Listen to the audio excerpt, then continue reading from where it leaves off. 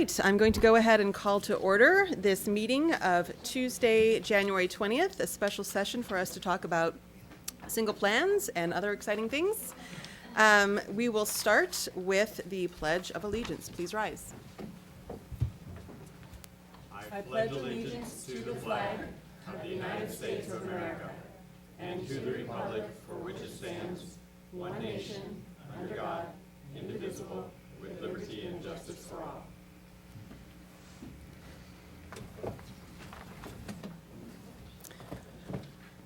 I want to say a special thank you to all these principals that are here. It's such an exciting day. Happy Inauguration Day. I'm sure there was a real exciting dynamic on all of your campuses today, so I'm looking forward to hearing about all the activities. We have Spanish translation available. We have Esperanza Villegas. Would you please come forward and introduce yourself?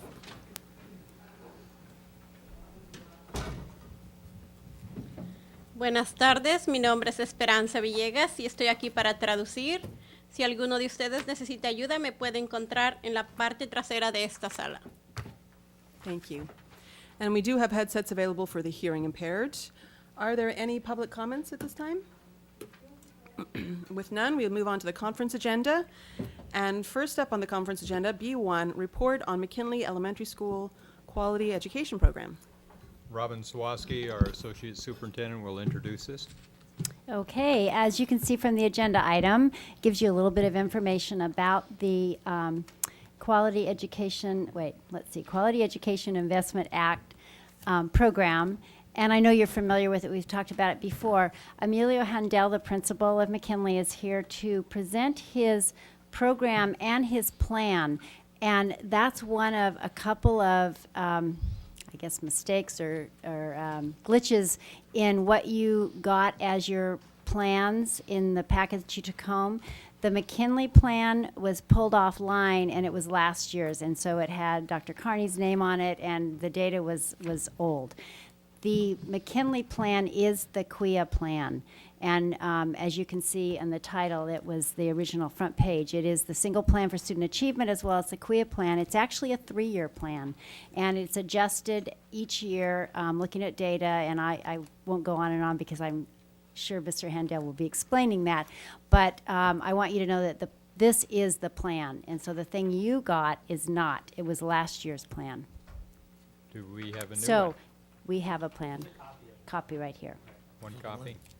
The one that's here. Oh, it's just one copy? Yeah, I didn't realize everyone could have more copies. Okay, we will get this done then. Could we have Cynthia run out and make them read? Oh, Mike Vail said he would go do it. Thank you very much. And in the meantime, okay. In the meantime, we'll have Emilio Handel give his report. So just real quickly, can you guys hear me without that? Oh, okay. Okay. Perfect, thank you. All right, just a quick overview of the goals of the Quality Education Investment Act of 2006. They are to improve teacher practice and student learning, develop exemplary school practices, and focus school resources solely on instructional improvement. Another sub-goal, if you will, is to lower class size 4 through 6. Right now, with the adjustments that we have and the money that we have received, we're projecting that we're going to be able to lower our class size in 4th grade to about 22 students per class, and in 5th grade it's 19.7, and in 6th grade 24 students per class. So we're going to lower class size also. Just to give you a little bit of more information, last year the county came in and worked with the staff to develop a plan, and they looked at what you'll see up there is essential program components. I didn't list them for you, and I probably should have. There are 9 separate components that are critical to the success or failure of your school's program. Let me just read them off for you without going into too much detail. They are standards aligned instructional materials, instructional time, instructional leadership, teacher qualifications, professional development, student achievement monitoring system, instructional assistance and teacher support, teacher collaboration, pacing and scheduling, and finally, fiscal support. So after the audit, they came up with 4 focus areas, and let's just kind of go through it. The first one after the audit was implementing the essential program components 1 through 9 with a priority on implementing the core curriculum, which is essential component number 1. And they also including integration of technology. McKinley was badly in need of more technology infused into the daily ongoings of interaction and instruction with students. And so the goal is, by June 2011, all EPCs 1 through 9 will be fully implemented except for EPC 6, which will be substantially implemented. And number 6 is instructional assistance and teacher support. You'll see the asterisk on the bottom which says, according to staff input, the most important priority is to implement the core curriculum in a consistent and coherent manner. Some of the sub-goals from that particular focus area. One is the core and intervention curriculum will be fully implemented with the appropriate amount of time allocated for instruction as per a curriculum guide. And the EPC connections are number 1, number 2, and number 8. I feel like I'm maybe going too fast. You guys have any questions? Board members, do you want to hold your questions till the very end? Okay, go ahead. Okay.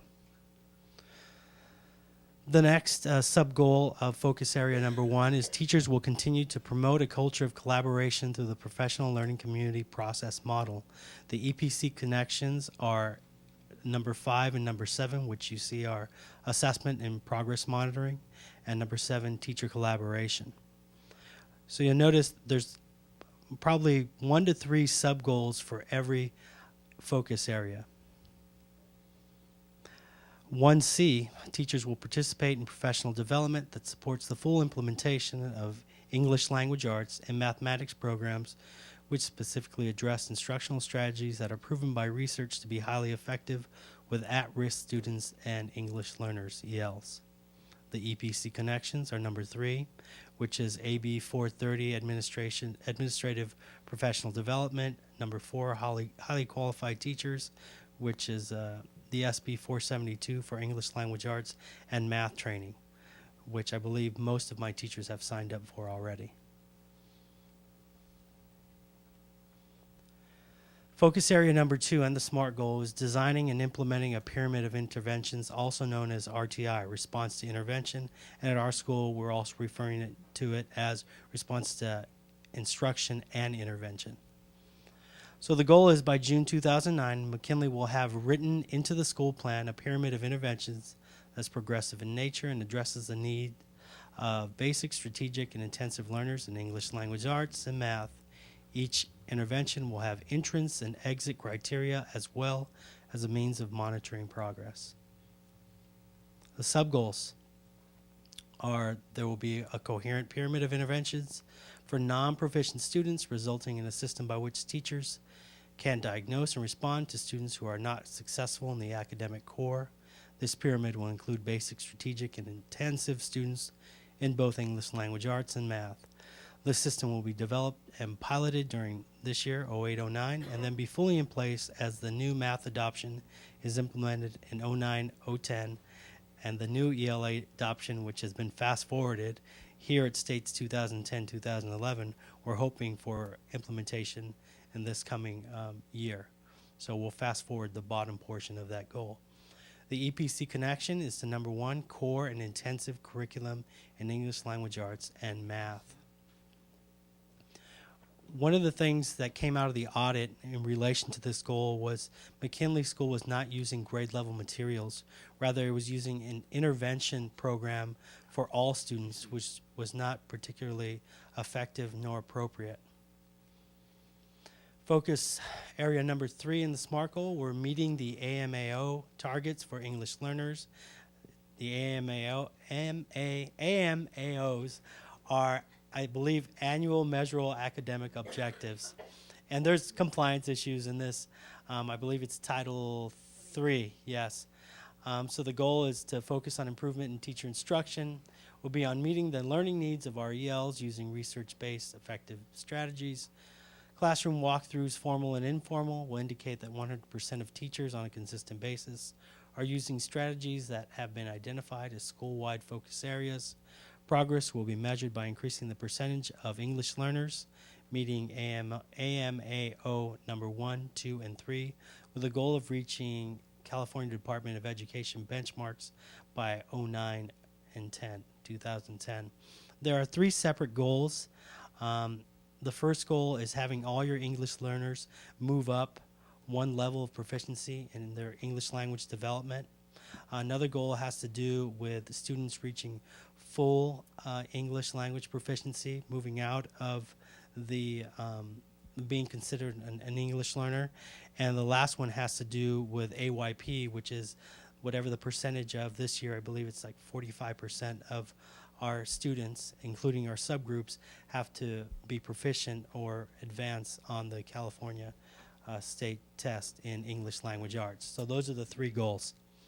And you'll notice the asterisk down there. It says the restructuring team agreed that meeting the academic needs of their 77%, that is 77% of our students are English learners, is essential to meet NCLB and QIA requirements. Sub-goals are 3A, our ELs are appropriately placed by proficiency level and their progress monitored in each of the 4 domains, which are reading, writing, listening, and speaking, and for overall annual progress. The other sub-goal is ELs receive high-quality ELD, which is English language development, and SEDAI, instructional strategies for all content areas. And I'm glad you guys are getting those reports because there's a lot more actions. You'll see specific actions, which if I would have put that on a PowerPoint, we'd have been here for a week. But there are a lot of actions that go along with every single one of these focus areas and goals. Our last area, which is to improve school climate with a focus on systematic school discipline and increased parental involvement. You'll see the systemic school discipline goal by January 2009, this month, a behavioral pyramid of interventions in place and 20% decrease in office referrals by 09 and 2010. There is not a comprehensive plan in place right now. We are working on it still. However, we have noticed an 85% reduction in referrals to the office and nearly 95% reduction in suspensions at our school. So the plan that we actually put in place, a very basic plan, has already had huge impact on our discipline problems at our school. The other part of it, and an important component, is increased parental involvement. And the goal is during the 08-09 school year, staff will develop a plan to address NCLB parent requirements using the 6 types of involvement, keys to successful partnerships. Progress will be measured by records kept of parental involvement as per staff developed matrix of opportunities and activities. So that could be anything from your ELAC, school site council. We had a carnival. We have parent education classes that we're offering, CBED classes to learn English, and a variety of different activities that occur on campus that will help involve our parents into our school community. Supporting the sub-goals, there will be a consistent plan of positive behavioral expectations with incentive and consequences for students, resulting in fewer office referrals and suspensions, which is already taking place. 4B, the organizing framework for parent involvement is Joyce Epstein's 6 types of parent involvement. Records of parental involvement activities will indicate site actions of each type, and that participation increases 10% annually from the 08-09 baseline, which is this year. Oops. And that's what I have as the PowerPoint. As you guys can see, the plan that we have in place is a lot more comprehensive. If you come into my office, which member Cordero and Parker came by our school probably about a month or so ago, and they noticed I have it on my wall. So every time any person walks into my office, they'll see what the plan is. And there's checks and there's notes and there's records being kept, so it stays in the forefront of my mind every time I come into that office. But when I have to talk to staff members or parents, students, board members, anyone that comes in, it's right there for you to see and look over. Now, any questions? I just want to comment, first of all, that Mrs. Cordero and I did get a chance to go in December. Sometimes when you look at plans like these and also at the single plans, it can seem like just a lot of words and a lot of acronyms, and it gets lost, the connection between what's actually going on, the actions at the school. And I think Mrs. Cordero and I would both say that what we saw in December was very different from what we've seen on previous visits to McKinley. There's some very different and exciting things going on in the classroom. So thank you. Thank you. And with that, I board just want members, to say I Mrs. concur. Cordero? So, Yeah. yes, it was, I want to commend you on what was going on. Thank you. Ms. Waski. Yes, I wanted to comment on the infusion of the EPCs, or essential program components, in here. This is really aligned well to our local educational agency plan, the LEAP plan. We mentioned the EPCs in there, and we align different activities in there. That's something the state's very clear on, and of course they're all research-based. And those components show up in all of the major researchers, for the last few years, around best practices and what makes a huge difference, particularly the piece on teacher collaboration. And so this plan looks different than the others, but because this is in place for CUIA and because it is a collaboration with the county office, we didn't want to just go through. We didn't ask Mr. Handel to go ahead and put it into the form of the template here, because there's been a lot of work being done, and this is a nice plan to work by. So that's the reason for that, and it's very closely aligned to our LEAP plan. Board members? Or Mr. Handel? Yeah, I wanted to say, I apologize that you guys didn't have time to look it over, and I know when you get time, you'll look it over. And it's difficult to, have real probing questions until you get a chance to sink your teeth into it and get a good look at it. Dr. Noel? Yeah, I just wanted to ask, you say the county came in, and the use of the essential program components, the 8 or 9 components, I guess it is? Yes. Is that something that they brought in and structured with you, or exactly how do they work when they come in and work with you? It was part of the process. It's a survey that they distribute to the staff, and the staff, rates themselves on where they are. With every component,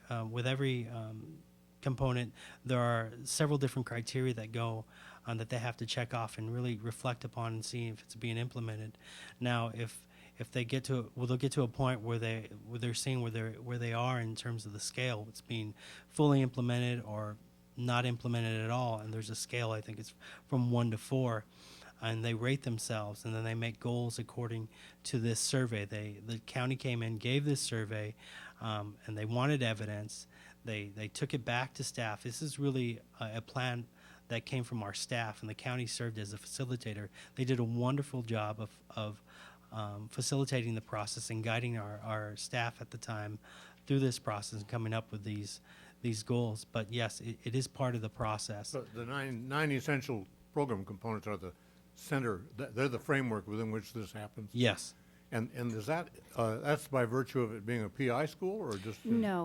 No, actually, every one of our schools started back before I even came, 2004, I want to say, started doing the academic program survey, the APS. And there's also a district one, a DAS, District Assistant Survey, that I know all these acronyms are crazy, but we've done that several times, particularly for the elementary district, because we are in program improvement.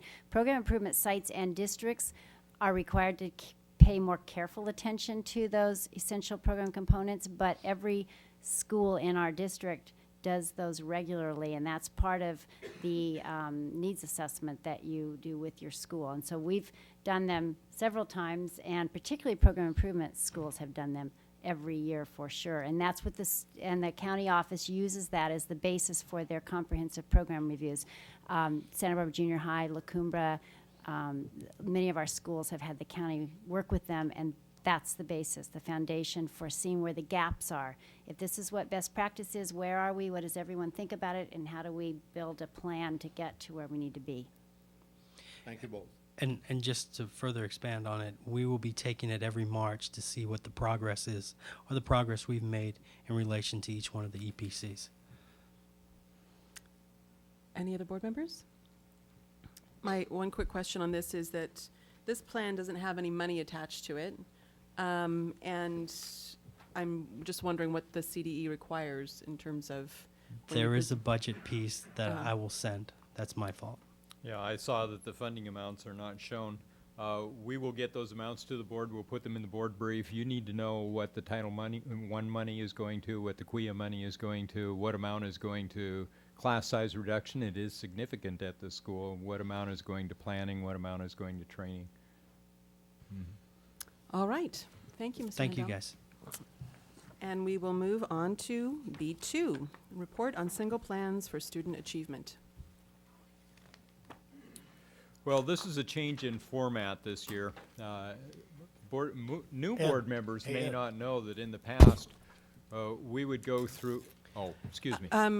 Mr. Wheeler, you put this down for C1, not B1. Did you mean B1? Okay. Come back again for approval as C1. Do you?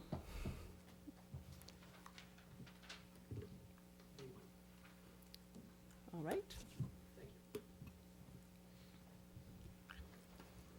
I know you have a busy agenda, so I'll make it quick. Thank you very much, and I apologize for the incorrection.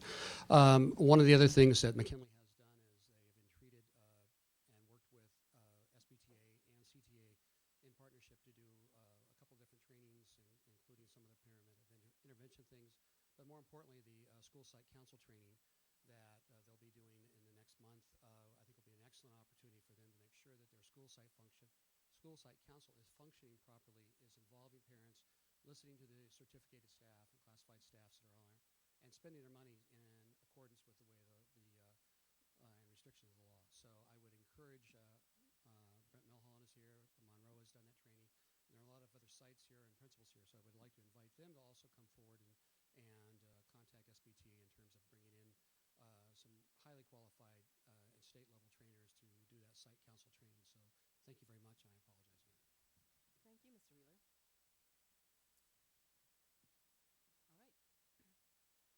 All right. Well, let me go back to the change in format. The board in the past used to devote days and days to single plan reviews. You don't find Los Angeles Unified with hundreds and hundreds of schools devoting days to single plan reviews. But we changed that format this year so that we met in cabinet with each of the principals. We reviewed the plans. If the plans were lacking funding amounts, for example, then we made sure those amounts were appropriately shown. We had major discussions about whether the analysis of the scores was what we thought was an efficacious analysis, whether the activities would be expected to adequately improve student achievement, and so forth. So we have had that discussion. We involved a number of people in that. We involved Dr. White, of course, Robin Sawaski, Michael Gonzalez, Davis Hayden in those discussions. And these plans are in better shape than they have been ever before. I know I'm saying that on the heels of telling you to tear out some of them and replace them with others. But to present the plans, Robin Sawaski will present the plans, and you may have, Dr. White? Yes. Doing the actual presentation? Okay. Right. Okay, so yes, the procedure has been different, and I know that those of you who are new can't compare that, but we do want feedback at the end as far as how the process went, because, I mean, that's important. We wanted to make the plans be more consistent. That is our goal. We're still not there. We're doing a better job, but there were some glitches, and some of the principles are not quite online yet. So there are some Word documents. So there's some that look a little bit different. We also found that there's a technology piece in that the online company switched. Someone bought them out this year, so by looking at the plan online, a principal can't see that the same statement from last year is still there. So we called them, I think you called them ghost paragraphs. So you will notice in some of them, there's something that looks almost exactly the same, and maybe the principal came in and changed it a little bit from last year, but both of them appear. And so that's something that we couldn't figure out how to get rid of it. And if you didn't, as a principal, you couldn't see it. until it got printed out, and we noticed that with the printing. So there's a few technology kinds of glitches, and then, but as I said, we're getting better. And so you do have the new Washington one, and you have the new OAS one in front of you, and then, of course, the McKinley one that you got. And I'm going to ask, after I have Dr. White talk, you may want to have both the Washington and the OAS principals, if you'd like. They could give just a brief statement on the updates, because we realize you haven't had time to actually look at that. But that gets to my next point, in that the plans are intended to be a work in progress. So for many cases, last year's plan doesn't look significantly different than this year's. In some cases it does, because there are activities that have been identified as not being successful or effective, and so new ones have come in. They're all aligned, as Dr. White will talk about, to our LEAP plan, and she'll give the major initiatives that you should have seen in each one.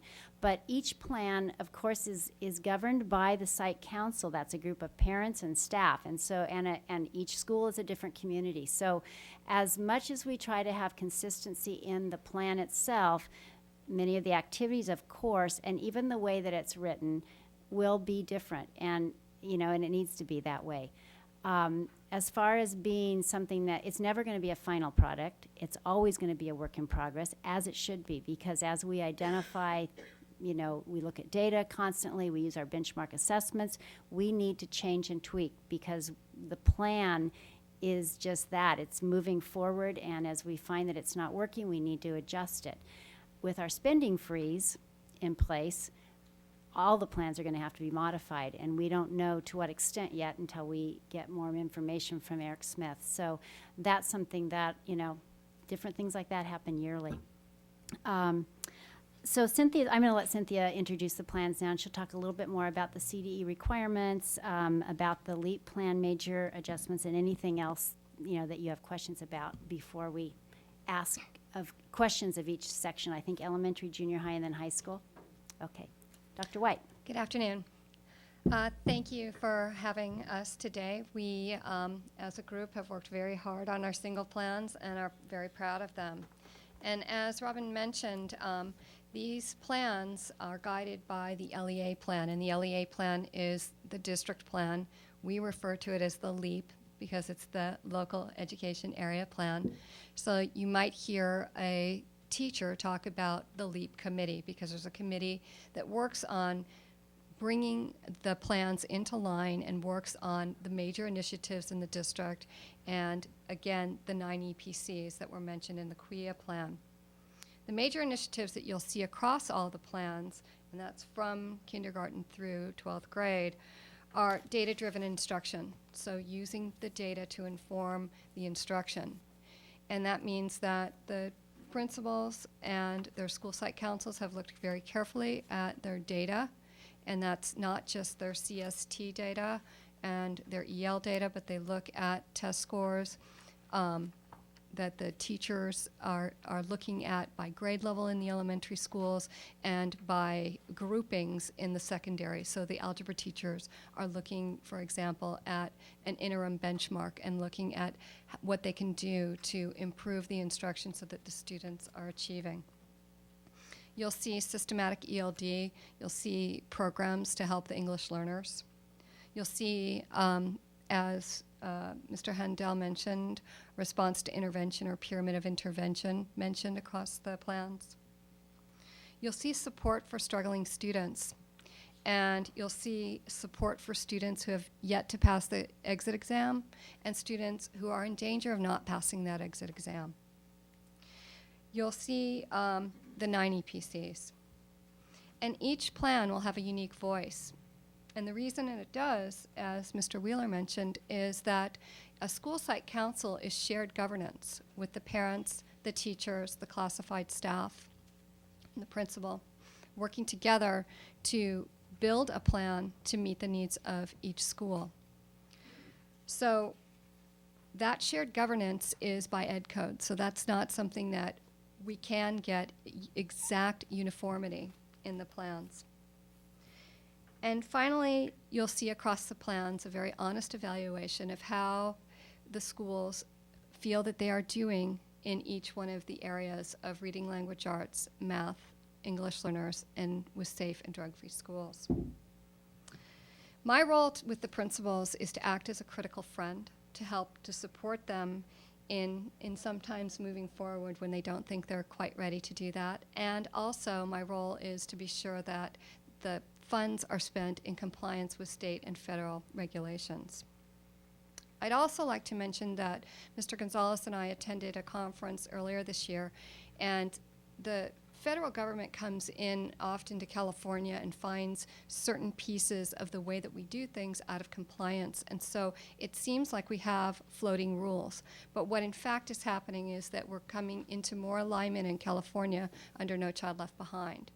And so although we had a new process this year with single plans for student achievement, we've been advised by the state that our process needs to change even a bit more, that single plans for student achievement should be peer reviewed, and so that principals should review other principals' plans with the union involved as well. And that's common now in the districts that have been just through categorical program monitoring, which we'll go through next year. So one of our goals for next year is to come again into compliance with what seems like a new rule, but is just really coming into compliance with No Child Left Behind.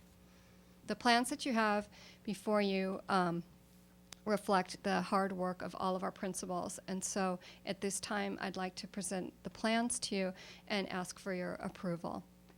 And before that, of course, you will have questions. And so we have a mic that we will pass around to the principals as the questions are asked.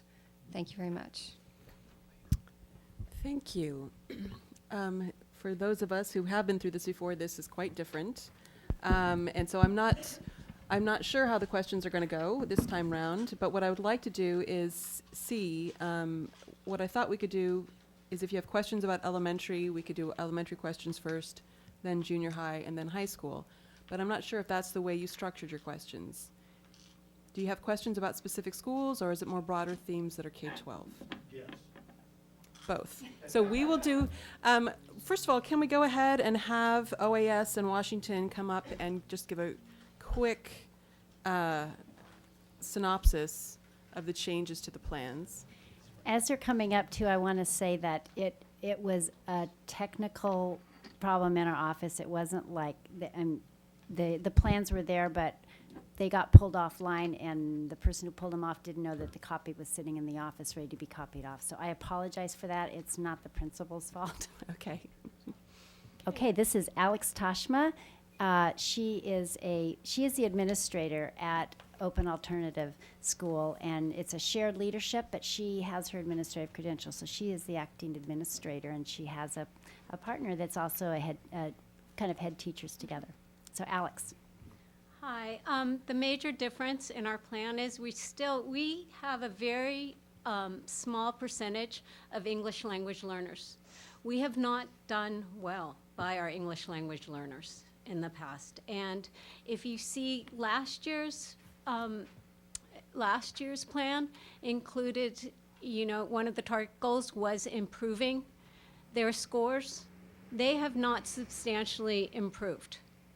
And what we've done to restructure that is we are going to adhere to a systematic, targeted level DLD program for those students. In addition, we've structured the time so that we have more time for our ELD support person to work with those children in content area. And that was a piece that was not in place last year. Our 3 goals are, first of all, and it's keeping in line with the LEAP, is we're targeting increasing reading proficiency in content area nonfiction texts, and as well as expository writing. And that's for all students, and in particular, we know that our ELLs really need that focus. And as the state's brought up, it needs to target a vocabulary as well. Math continues to be an area where our ELLs are not meeting proficiency. We're giving them additional content area help, and also upping the ante on the academic language that they need to access math. The third goal goes along with the safe schools, and it's that we are going to be embarking on working with Just Communities, and our middle school students will be receiving training on, they'll both be receiving training on what components are necessary for safe learning environment, also how they can affect change in the environment. So the 3 points that they'll be focused on is diversity, tolerance, and inclusion. They, in turn, will be working with the younger grades through a buddy system, creating lessons that will, to explain these components to the younger children. And teachers will be receiving training, will be working together to implement projects. All right, thank you.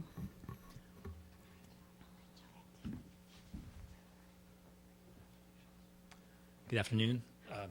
Damien Barnett, Washington School. The plan is really what you have in front of you is a response to decrease in the budget for Washington School. Last year we lost our Title I funding, and so our total budget shrank considerably between the loss of one-time grants from the state that were expended last year, the loss of Title I funds last year. We were looking at a much smaller budget this year than we had last year. And so what you see in the plan is really a protection of the core of our program, which is centered around English learners as well. And so it's key personnel that we feel makes it able for Washington to deliver its English learner program. And that's key. It's also key personnel that make it possible for teachers to meet on a regular basis in order to work on their English learner program, the flexible grouping program, and designing curriculum that's focused on English learners and the low socioeconomic students at Washington. So this year's plan, very similar to last year's plan, but really is sort of a protection of the core in there, given the fact that we faced drastic budget cuts from the year before. And can I just ask you a quick question, Mr. Burnett? Have you regained Title I status this year? No. Sorry, okay. All right, what I'm going to ask board members to do now is to ask the specific questions for elementary school, then junior high, then high school, and then I'm going to come back and ask each one of you your broader K-12 themes. So Dr. Noel, you want to go ahead with your elementary Specific questions? question for Washington School. Okay, But great. it's probably for Dr. Hayden. Well, you can ask, and, yeah. Washington School has a GATE program. About 100 students? A little bit more, yes. A little more. Are the GATE scores reported separately? More importantly, are the non-GATE scores reported separately? Anywhere that the board members can see? The GATE scores are not reported separately. The state breaks down the scores by the different subgroups that are broken down. And I think you can see, if you look at Washington scores by the various subgroups and you were to look at the population in GATE, you could get an idea of what Washington scores would be without GATE if you were to just extract that completely. And I think that we were very pleased with our growth last year in all subgroups, including English learners and low socioeconomic students. And if you looked at that API alone, Washington would still be in the pack in terms of total API scores in the district, and you'll see tremendous growth. But the actual scores of particular GATE students are not extracted and reported in that kind of way. Thank you. Bob, real quickly, I did do that analysis once, and Yeah, it did well, lower the API 10, 20 points or something like that, but it wasn't a huge drop. And I you- think I've always been troubled because Washington always stands out there and the other schools don't look quite as good, but the other schools also don't have 100 GATE students in a cluster program counted into their overall scores, which makes a difference. Thank you very much. Any other elementary questions? Ms. Deacon? I'm going to take a stab at this because it is my first time. Actually, what I did was when I looked at the individual school plans, questions that were raised, I generalized to other schools. And so if I have a specific question at a particular school, it extends to the other schools as well. And one of the things I really looked at were the barriers to achievement, because that seemed like an area that the board could really spend some time looking. And since I'm going alphabetically at Cleveland, I noticed that one of the barriers mentioned was the lack of the district student attendance review board. And I think we all understand that attendance problems contribute to achievement problems. And so I'm not sure this is a question per se for you, but a general question about how we can address this particular problem at all the schools. Great. Robin Sawaski would love to answer that one. I sure would. Actually, we just talked about this at our principals meeting on Thursday. We are developing, you will soon get our first attempt at putting down our pyramid, let's see, it's youth violence prevention / intervention pyramid. And we're identifying, at the different levels, what we have in place. One of the big gaps that the elementary principals identified was our truancy program at the elementary level. And as you know, the secondary level is also in the process of developing and getting our own in place. I know Michael Gonzalez is going to be sharing that. Is it next Tuesday at the 27th board meeting? And we intend to have that be a K-12 type of truancy program. So it is a barrier, a challenge at this point, and we are addressing that. And we'll have something in place shortly. Any other board members? Mrs. Cordero? Well, maybe in keeping with the sort of the more global question, and again, this is really probably not a question for the principals, but more a question for the board and for the district. Also, in the barriers, a number of schools identified, or a number of principals identified, the length of the instructional day as a barrier, and in some cases it seemed some principals seem to feel that it was a significant barrier in being able to achieve their academic goals. Given the climate that we're in, it doesn't seem likely that we would be in a position to extend the instructional day. And so but it seems to me something we need to really be grappling with in terms of maybe ways that we use that time, or what we can do to provide a little bit more support for the schools, because to me, that seems a great concern, that a number of the schools seem to feel like they really just can't get it all in. So that's, I think, something more for us to grapple with, but it seemed key. It is, and it's a negotiated item, and our schools of choice have a little bit more leeway in that they can offer more minutes, but it is negotiated. It's an ongoing challenge. Even when you have more minutes, it's how do you prioritize it? How do you use it most effectively with students, and what choices do you make? We're bound by those recommendations that the state brings us, and in some cases for a program improvement school, it's not a recommendation, it's a mandate. So in the primary grades that have the fewest number, in most cases, of minutes, we have 2.5 hours of English language arts. We have another 30 to 45 minutes of English language development for great numbers of students. And then you've got math and the PE requirement and everything on top of it. It's very difficult to fit it all in. And so it's definitely a barrier. And every teacher will tell you they always want more time. Mr. Herron? Yes, I also focused on the barriers. I think Susan and I probably heard all the barriers as we campaigned for this job.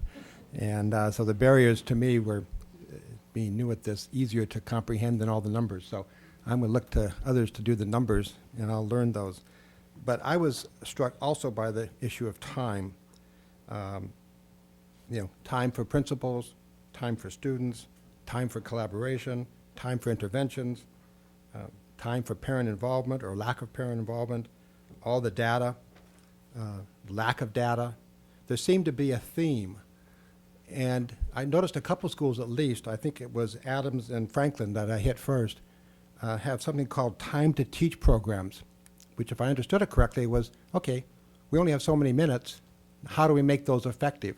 So I'd like to hear from those two principals at least, or one of the principals, as to the effectiveness of the time to teach program.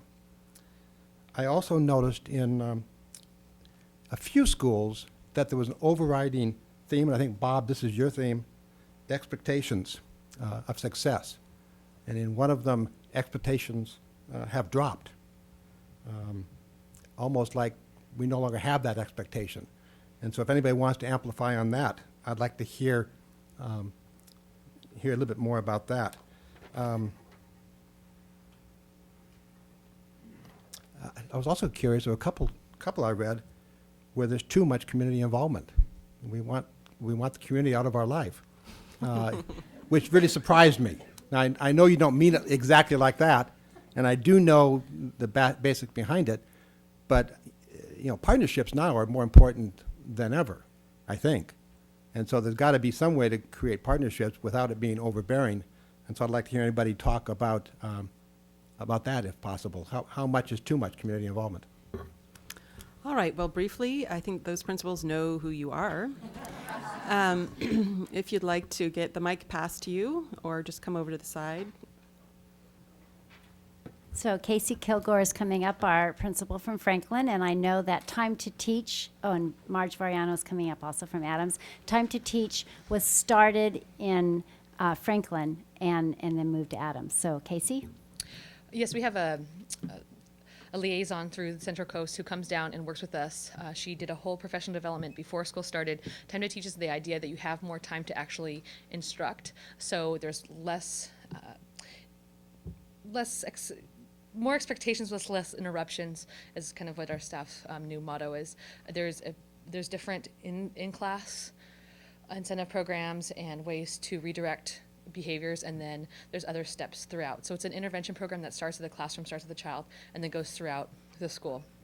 And so it's been very effective, and then once a month she comes back and does a whole school review. We'll go, everyone from our playground supervisors to me, follows us around, takes us notes, then she emails them about a week later and say, here's some areas that we're still need to see some improvement in, here's some areas that are doing really well, here's some teachers that are really using the time to teach instructions very well, and here's some other ones that really need those refocus. And then every week in our bulletin we have a kind of reminder of a page to go back to in the book about everything from classroom organization to student success to incentives to making sure that every child leaves with a positive attitude at the end of the day. That's the way Time to Teach is involved in our school. So. Thank you. And that's similar at Adams, yes? Yeah, the program, we implemented the program after we heard the success that it was having over at Franklin. And one of the barriers of teachers felt like they were redirecting the students way too often and spending time in the classroom instead of actually giving instruction and working with students. They were spending time on discipline, and then we were having more office referrals. So the program, we really put together a plan, what the expectation was at the school level. We actually, if you walk through the halls during the school day, it's pretty silent. And that was one thing that the upper grades were complaining when the little kids walked past, they were disrupting instruction. So the plan, we put in some expectations at the school level, what we wanted to put into place, and then it's at the classroom level. And it's really based on positive reinforcement and the children really having a clear understanding of what the expectation looks like and how they can fulfill that and what they need to do. So the refocus really is after students does something that needs to be addressed. They're just reminded simply the first time, and the second time they go back to a refocus area and they're asked to state why they're there, what they could have done differently that would have prevented them from going there, and what they're going to do in the future. So it's really been a positive influence, and the woman that comes is really excellent working with the staff. Great. And what was the second area, Mr. Heron, that you wanted addressed? I put down lowered expectations. I wasn't quite sure.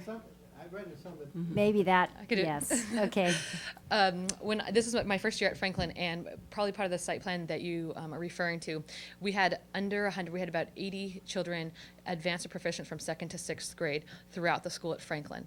The expectations throughout the summer, I interviewed every teacher and every staff member individually to talk about what are their three things they loved about Franklin and what some of their 3 pet peeves were. Through that, I realized how low their expectations had come over the years of the school they worked at, of the children they worked at, and the parents they were in our school. So when I started on the first day of school, it was really about expectations, that they really needed to rise expectations of what the kids could do, the academics they can handle, the grade level material that they could be able to use, the expectation that the parents could be involved in the process, and the expectation that they as a teacher needed to instruct at higher levels in order to meet all kids' needs and push them even further. So I felt that through my interviews where the school was in expectations, of what they felt the families and the kids could do needed to rise in order for us to succeed. If I recall correctly, that topic is like a last of a long list of maybe 10 different items, and then you have, your teachers have set that as a goal in your plan. I mean,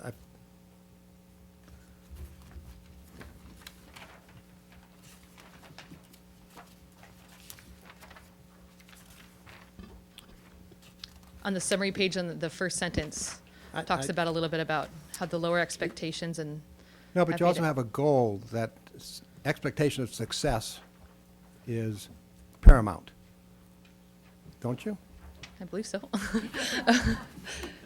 The first sentence of the summary is really telling of where we started. Well, here we go. Number 10. To create a nurturing environment where all stakeholders believe in students' success and discuss higher education along with having high expectations and no excuses. Right. And that's number 10. And then later on, you talk about this is a school-wide goal. Right. And I'd like to see number 10 be number 1. I think you're fantastic. I think it's great. But be number 10, it sort of loses its power. Right, and I think it's kind of the overall, and it's maybe if anything, the last. If you look at the summary on the first page of the student performance, where it said that our expectations have dropped and our student behavior and academic success has suffered because of it, and I go into all the data, and that's really where we were. So it's definitely where kids are going to college, and so that becomes the way we're going. I think that's overriding. That's fantastic. Okay, thank you. And Thank last, you. I believe Ms. Kingston wants to come up?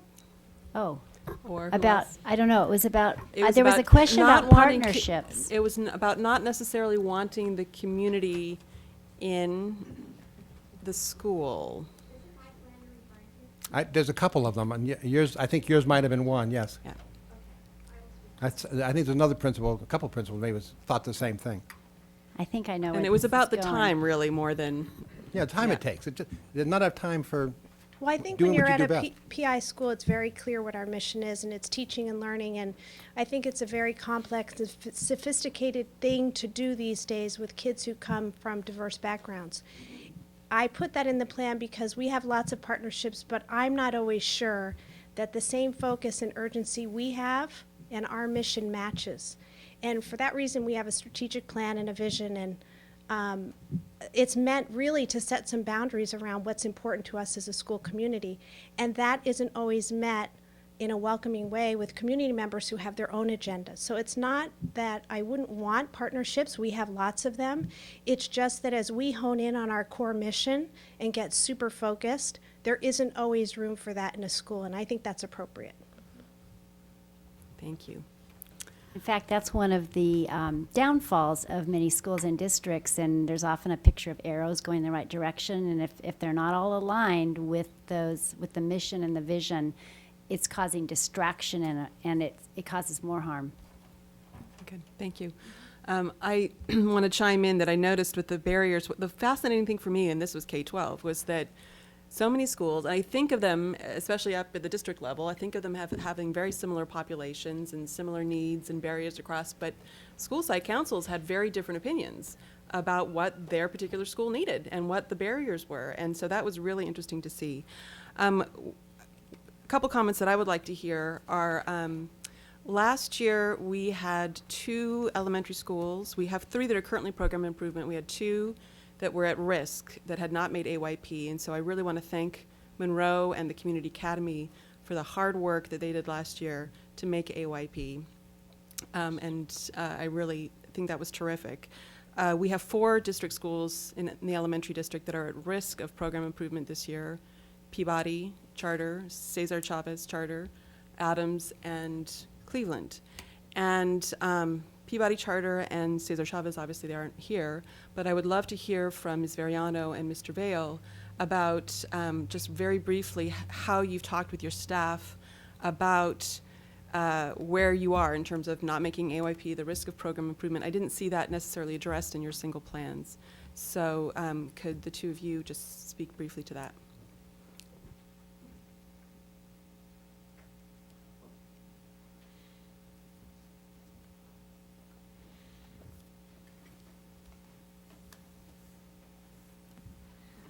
The staff and I have spoken, and the site council have spoken extensively about where we're at.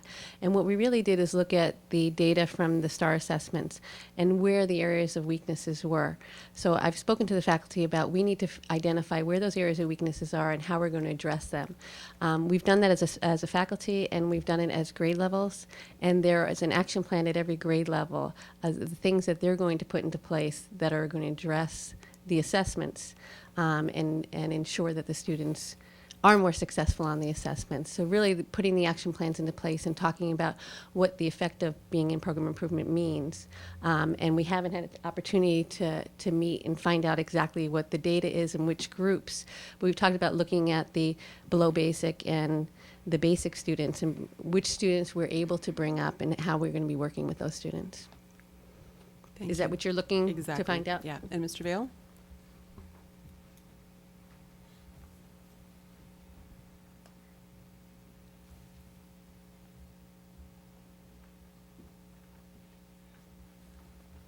Briefly.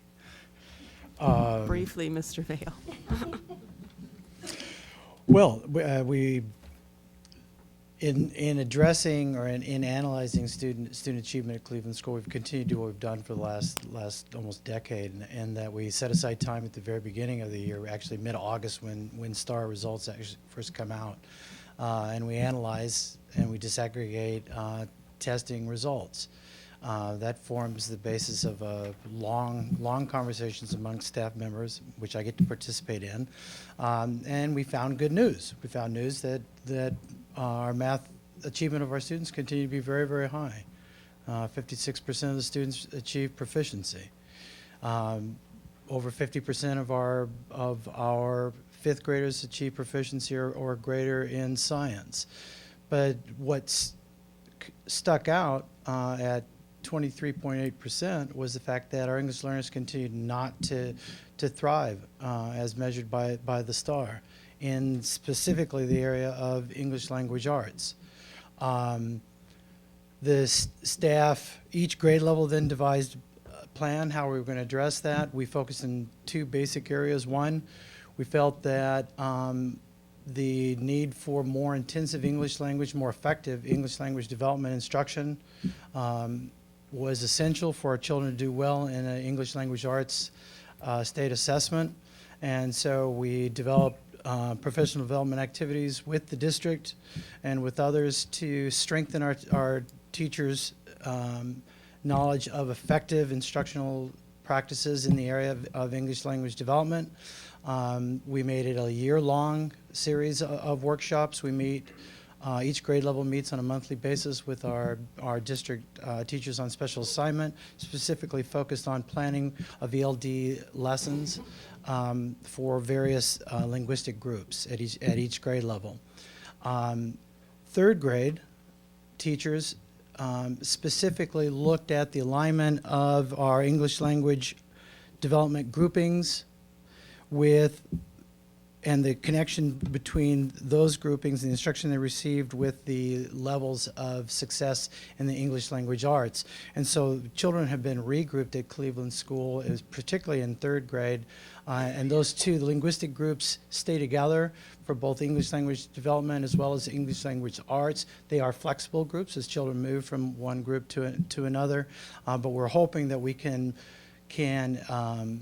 achieve a change from relatively high achievement in second grade to a drop at the third grade level. So they're looking specifically at that. But also what teachers are doing at Cleveland School is revisiting our monitoring system. We have a very effective, we believe, achievement monitoring system that we've had in place for some 8 years now.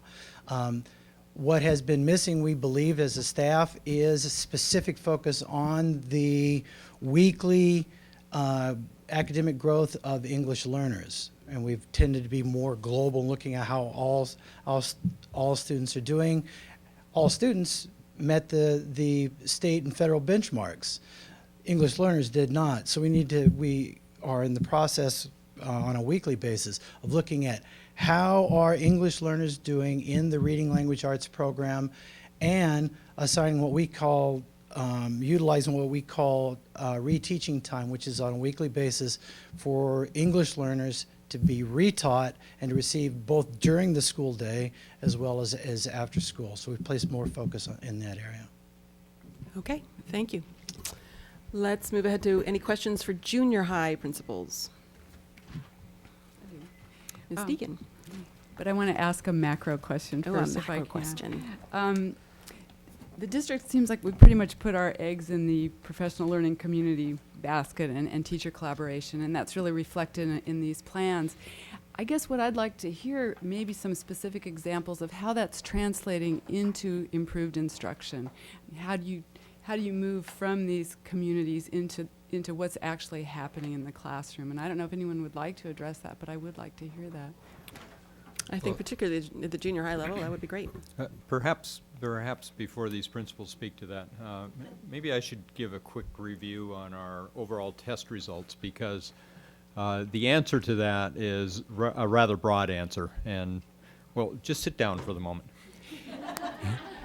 In general, the percent of our students that are making adequate yearly progress in English language arts has never been higher. And that is generally true among school-wide results and among almost all of the subgroups. We have the highest scores ever. In general, our scores in the numbers of students who make adequate yearly progress in math, and this is elementary and secondary, junior high and high school, have never been higher. It's also generally true of API scores. We have never seen higher API scores in the district. At the same time, we are particularly concerned about socioeconomically disadvantaged students. For example, at the high school level, and I know we have yet to talk about high schools, but by the time our students are in high school, we find that we compare the performance of those students with similar high schools across California, that our students who are socioeconomically disadvantaged are among the lowest performing compared to these other schools. That's a particular problem to us.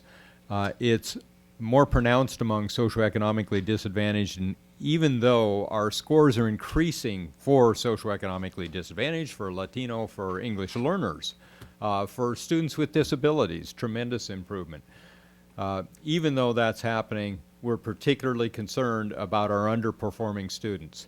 So we have pursued a number of initiatives, and we've been fairly consistent about those initiatives.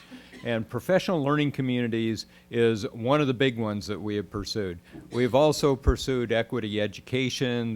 The Equity Education Institute is an important one. We've pursued AVID, and you find that particularly at the secondary level, although you find it at the elementary level as well. We've pursued benchmark assessments, continuous assessment, and data monitoring. And all of those initiatives we feel are important to this process. So first of all, I'd like to broaden that out to a full range of programs that are really aimed at our underperforming students, as well as just excellence for all, as well as the higher level students. The junior highs that you're about to hear from are particularly good at this. I know John Becchio is going to speak first. They've both taken the lead in this, especially in working with staff, because we don't think that going outside to buy yet again another program from somewhere else is going to be very effective. We think that we have the expertise here in the district. We have tremendous confidence and faith in our own staff members and our own teachers. We think they have the answers, and we think finding more time for them to collaborate and work through a process that's very meaningful, that really attaches itself to instruction and instructional effectiveness, will get us much farther than looking elsewhere for other programs. So with that, John Becchio, principal of Santa Barbara Junior High. And I'll just say first, I try to simplify it. It's a great question, but professional learning communities are not just department meetings. And essentially, they are centered around three questions. What do we want the kids to learn? How do we know they've learned it? And what are we going to do to respond when we find out they haven't learned it? That's a true professional learning community.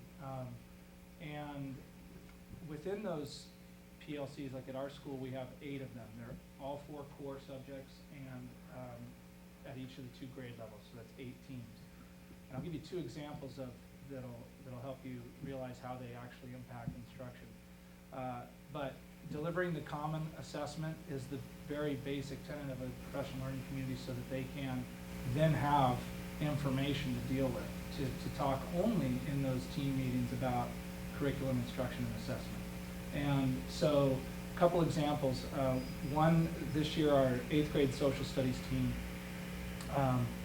and they gained a new member this year, a teacher who is an English teacher but now is teaching in the social studies department as well. They administered a common assessment and they looked at the data together and realized that her students were off the charts on a particular concept. And so within that PLC meeting, they discussed why was that? What did you do in that particular area to gain that type of achievement with your students? And the other 2 members realized, who were longtime social studies teacher, that this approach that she took was something that they were going to write into their curriculum for the following year. So that's one example. Another example is, in particular, our 7th grade math PLC.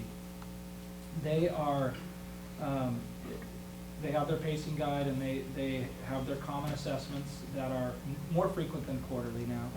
And what they do is they administer the assessment, they collect the data, they determine what students have achieved at a certain percentage proficient, and they then divide the kids. The students that did not pass that assessment at a certain level will receive the intervention, instruction, and retesting, and the students that did will then go to a different classroom and receive enrichment in the form of mathematics gains, usually. That currently is being covered by myself, by assistant principals, and we scheduled it to cover classrooms that way. So those are 2 examples. Thank you, Mr. Becchio. And Joanne Keynes is the principal of LaCoumbra Junior High.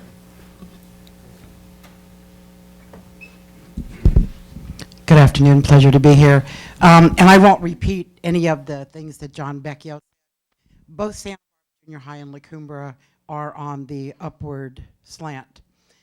We are both progressing for good reason. And John gave you some examples, and I just want to add a few examples that are happening at LaCoumbra.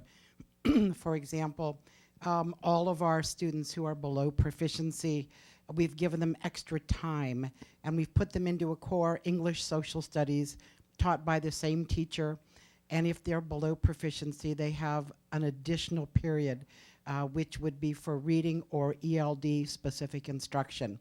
But teachers are no longer operate in a vacuum, no longer operate independently. And the professional learning communities are a great support. We have 2 brand new core teachers right out of teacher ed programs. And they came with a passion. They're learning the curriculum. And the professional learning community has been an amazing support. As a matter of fact, they meet almost daily. So using the benchmarks with the backwards mapping so that teachers know what the expectation is. And then, you know, the big question in education is, okay, they didn't get it. What do I do? And this also goes into the differentiation. And one of the great things this year, the Avid weekly articles, informational text that has been made available by Dr. White. In the PLC, for example, they'll take whatever article and they do it as a whole department. So every 7th grade English student is going to read a particular nonfiction article, but then they strategize as to how to differentiate to meet the needs of all of the students, everything from GATE down to our newcomers.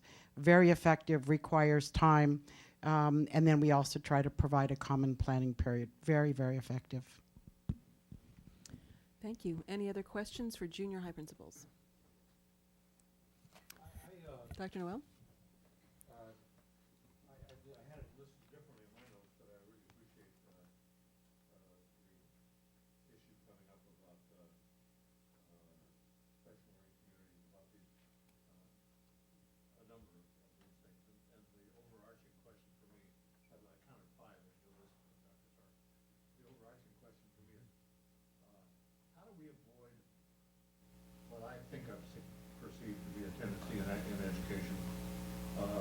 latching onto these off-the-shelf solutions, plugging them in, figuring they're going to work, working hard to make them work, and 5, 6 years later, nothing. And I'm thinking of the painful one that you recall, I'm sure, the Gerald Anderson Brazos Sports program, which we all were so thrilled about and had people run down to southern Louisiana to look at, and came back. And which was the I think Texas some model. people still have a few of the elements of that program in their schools, but generally, we spent a lot of money, and we didn't get a hell of a lot of bang for the buck on that. And I understand that we're not doing science here. We're not going to do an experiment to see how good a particular program is by trying to control all other things. We're doing everything at once. And I understand how that compounds any effort to evaluate programs. And that's the dilemma. That's the dilemma. Well, maybe I can address that one specifically. The Brazos Sport model, as we discovered, involved a lot of gaming the test and a lot of identifying test items, training students in those test items, then discovering, lo and behold, that if you spent enough time teaching those, kids actually learned them and did very well on the test. That was the NCLB model. It was built on the Texas model, and it was built on the concept that if you just focused on those test items, you could in fact train all of your students, regardless of the socioeconomic subgroup, to come up to a certain standard. When the test items were not available, and when there were broader test items, then that didn't happen. And there was a failure in Texas itself in doing that. But there were elements of that model that we have hung on to. In fact, Mr. Vail could address this very well, I'm sure. And those had to do with the professional planning for students staying on pace, what should happen when students weren't staying on pace, what we needed to provide them additionally, whether it's additional time. In fact, a couple of you commented on the additional after-school time, both in tutoring and homework assistance, and you'll find Title I money and other EIA assistance for those students in these plans, particularly at the junior high level, to add instructional time to the day specifically for these students to make sure those kids do have the support that they need to stay closer to the pace they need to maintain. Go ahead. I wanted to comment too on the your question about programs, because even though, say, AVID, which has been around a long time, that's based on instructional strategies that are most effective, PLCs is all about teacher collaboration around the data or the student work. They're more really process and teacher behaviors and strategies that have over time proven to be the most effective. You will not find an effective school that's going up, no matter if it starts out at high economic level. The schools that are challenged by a very diverse population, every single school that is effective has some form of PLCs in place where teachers are working consistently, frequently, over time, looking at their student work, figuring out what to do next, how to intervene, so that pyramid of interventions, it may be called that now, but that's what effective teachers in schools have been doing for a long, long time. And it's just pulled together, and it may sound like a program, but it's really about process and teacher behavior. Okay. Any of the junior high questions, or we'll move on to high school? Before we move on to junior high, one of the things that caught my eye was some of the concerns regarding math teachers. And I know, Ms. Rogers, you mentioned that in your report, that I don't know if this is a retention problem, or I know we lost some teachers through retirement, and I don't know if this is a question really for you specifically, but we need, I guess, to find ways to tap into a pool of strong math teachers. I'd be happy to answer that. I pointed out specifically in our plan that, and I showed over a 5-year period, that in 2006, in 2 departments, specifically in special education and mathematics, we lost 4 out of 6 teachers. And in being able to recruit teachers and hold on to them in Santa Barbara has been difficult. In keeping with that, The scores are moving up, but we had been flirting with our PI status, and we entered into that this year. The areas that we've really focused on, and I'm glad you brought up Davenport, is things that we're holding on to, and it's working, are the PLCs. Time for teachers to meet, look at student work, have it focused on common assessments and data and how to improve instruction. The other piece that I think is critical that we implemented this year, before knowing we were going into PI status, is the reteaching component and adding on to that an instructional support period, which has two prongs. One, actually looking at the students that are below proficiency and need additional support, and students who are not passing common benchmark assessments, and having that data analyzed more frequently. So every 6 weeks we examine that. The other is the motivation piece, and that's the enrichment piece.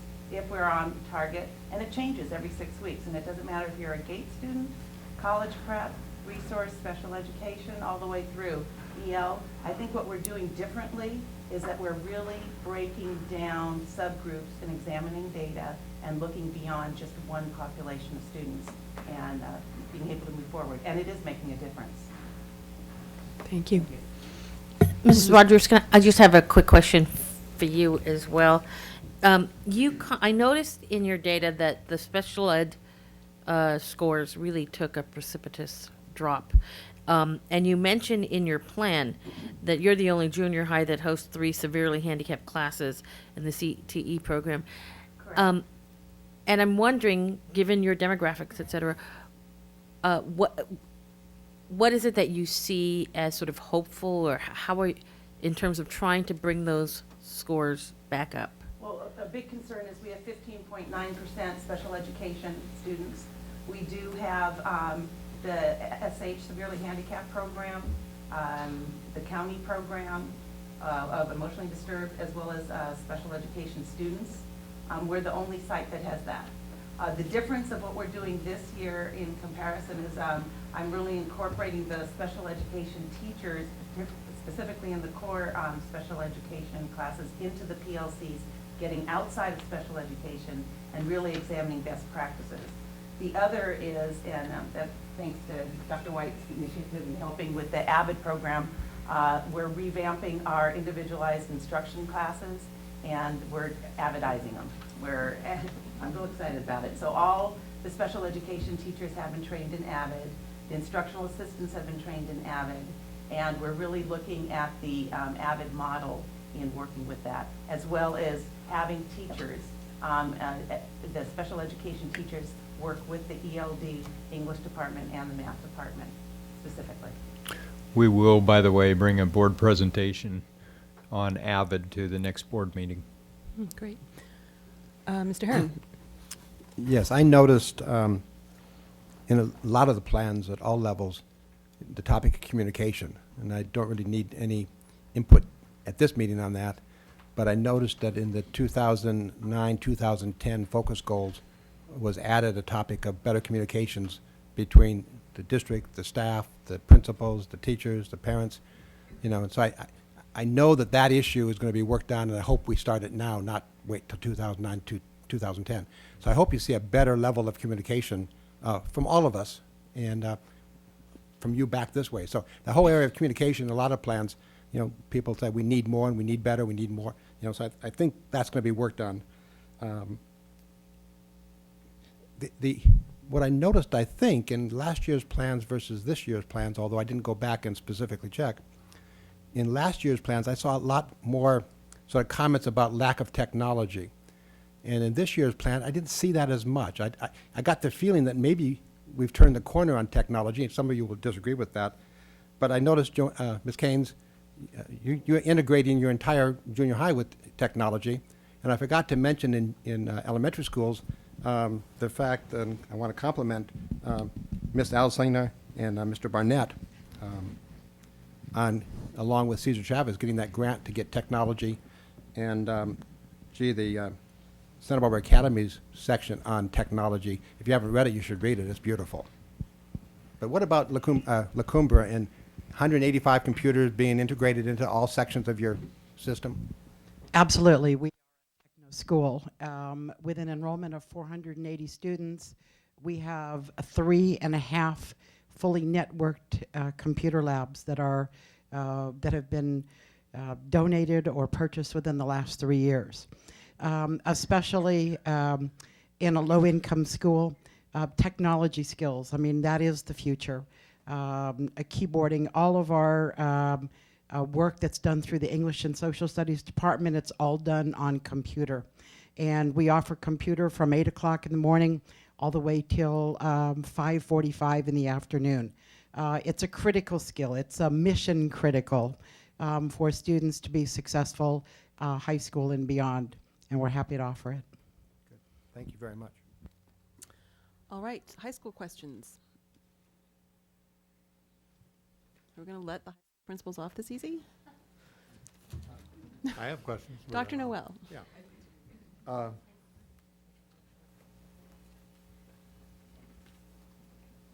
I note that complaints about class size, and I guess you brought them to the right place. That we're the ones that impose that rule, and I think that we need to continually be re-examining that, particularly as you look at these pyramids of intervention and you look at the issue of differentiating instruction, and you know how is a high school teacher or a junior high school teacher going to differentiate instruction in a class of 35? I think we need to be mindful of that and critically review that. For me, the high school issue, because I mess around in the numbers a lot, okay, and I know some of you I don't know personally even, but I know your numbers, and I'm the culprit, and you don't know what a culprit I am until you see an implication of a new focus goal, namely that the similar school scored by subgroup will be 8. Okay, by subgroup. Now, let me read to you some similar school scores by subgroup. The socioeconomically disadvantaged subgroup, Dos Pueblos High School, 1. San Marcos High School, 1. Santa Barbara High School, 1. Everybody. Dr. Sarvis referred to this problem. That's a way of comparing us to how we're doing statewide. The state rank, since that goes usually along with the report for similar school scores, the state ranks at these schools run roughly from the in 2 to 3. 20. I compute the exact percentile, about 25th percentile for DP, for example. And I bring this up because that's going to be something that we will be looking at next year. And the challenge is there.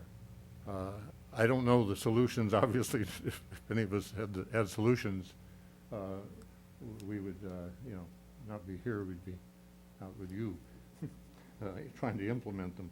But it's going. You have to ask yourself, what is it that we're doing, or we're not doing, that our socioeconomically disadvantaged subgroup or our Latino subgroup, those groups are very similar. Latino scores are higher, but you're still a very similar problem. That we're not doing any better in our high schools than they are in places like Highland Park in Los Angeles, which has for example, a 602 socioeconomically disadvantaged API in 2007. That's Santa Barbara High's API in 2007. Same subgroup in a school context that is, if you don't know about Highland Park, it's a pretty tough place with great disadvantage. So that's the challenge, and I want to bring it to your attention. And Dr. Sarvis, I appreciate your having brought that up too. Any other questions, Mr. Herron? Yes, I want to go back to the PLCs. It looks like 2 of our high schools are having great success with PLCs, and it looks like Santa Barbara High School has problems with the PLC. So I'm curious, and it sounds like the problem is with the Teachers Association. So I'd like to hear a little bit about that and how, why you're having a different experience than the other two. And then I do have a real nice thing to say about you, Mark. Oh, thank you. Thank you. The the PLC at Santa Barbara, there were a few things that I inherited last year. The PLC at Santa Barbara was something that was negotiated for the purpose of one school year. And I want to make a quick comment because it's not a teacher union issue. It's not a Lane Wheeler issue. It's our issue. There was a negotiation to make this happen with the existing minutes in the school program. So essentially what's happening is the teachers, and forgive the term, were working for free. They rearranged the schedule, and during a period of time, probably between 7:30 and 8:30 in the morning, they would arrive, but they weren't being paid for it. But they rearranged their schedule to allow that time to exist. So after this school year, we talked a little bit about the PLCs on our first 2 in-service days. We spent actually 2 days on it. And in preparation to start the 3rd day, it was acknowledged to the rest of the school that they were working for free. Consequently, Lane had come in on my behalf to talk to the staff to see what we could do. And essentially, many of the groups continue to operate, still working for free, while some have decided not to show up. So it is a combination of several things. So there are many groups that are working, but it's not significantly identified as a PLC in terms of meeting weekly by everybody like we were doing last year. So English is doing a good job. They've really come up a lot this school year. Math is doing an excellent job. The chemistry is working together, and the PLCs, we only have 2 chemistry teachers, so they're working together. And when the PLC meets now is irrelevant as long as the teachers continue to work. So when we say the PLCs aren't working, they're not working in the greatest sense that we're meeting at 7 o'clock or 7:30 every Wednesday morning on the late start. Essentially what it means is we're starting later on Wednesdays, and on that day many departments do meet, some do not. Thank you. That clarifies it. I do want to read the last paragraph on page 12. It is time to recognize that the constant in student achievement is no longer quality education time and quality instruction, and that the variable is no longer student learning. Educational instruction and assessment must now reflect that the constant must be student learning, that all students can learn and that failure is not an option. The variable must be quality education time and quality instruction. How long will it take, and what types of skills are necessary to ensure all students will learn? It's putting the focus in the right place, that's for sure. Thank you. Thank you. And Mr. Heron, that was exactly what I would have brought up from Santa Barbara High also, so thank you for having Dr. Caprito come up. Any other high school questions? Actually, I did, Dr. Caprito. Sorry. Don't go, Dr. Caprito. Although this question I would actually like maybe the 2 other high school principals to address if you feel so inclined. I was intrigued by your discussion about the possible fruitful avenue of looking at the sequencing of math and science together and the order that those classes are offered in. And maybe you could elaborate on that, but maybe the other principals might want to talk about whether that's an issue at your schools as well. We there's actually 2 real good thoughts here, and in fact it's odd that you asked this because I spent my yesterday reading about Physics First, which was an interesting program. I'll give you the short version, and it started probably in the late 1800s. There was a group of people too. So just relax. It goes a long way. What year are we in? No, actually, the discussion did start in the late 1800s. And I'm going to bring you all the way to 1996. The same discussion was being held about whether you offer biology first or whether you offer physics first. And there's very good arguments to having physics first or biology first. The constant is chemistry, which technically is always in the middle. We're a little different. This district is much different. And I noticed when I arrived, because I looked at the scores 8 years ago. I looked at the scores when I got here. There's not a significant change. Truly, we have a nice desire to see physics first. And technically, the kids could handle physics because they have the right mindset for physics. They could handle it, but there is a math element. And it's not about having a constant, the ability to do math. In other words, it's not the greatest level of math. Algebra would be fine for most physics classes, The difference is our kids are thinking contextual. Physics teachers think mathematically. And what happens is you get sort of an affect. The teachers are having to talk about math to ninth graders in physics rather than have them doing it. So consequently, with the dilemma is whether you have memory, which is really what they're having to do, versus doing science, which is what they ought to be doing. So that's the dilemma. That's the one that I see at our school. The kids aren't really doing the physics. They're actually memorizing physics.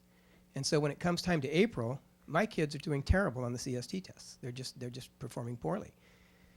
When you look at truly aligning the math and the science skills, we have kids now with the new, to me it's a dilemma, having kids coming out of the 8th grade with algebra, and that's a whole nother topic of conversation.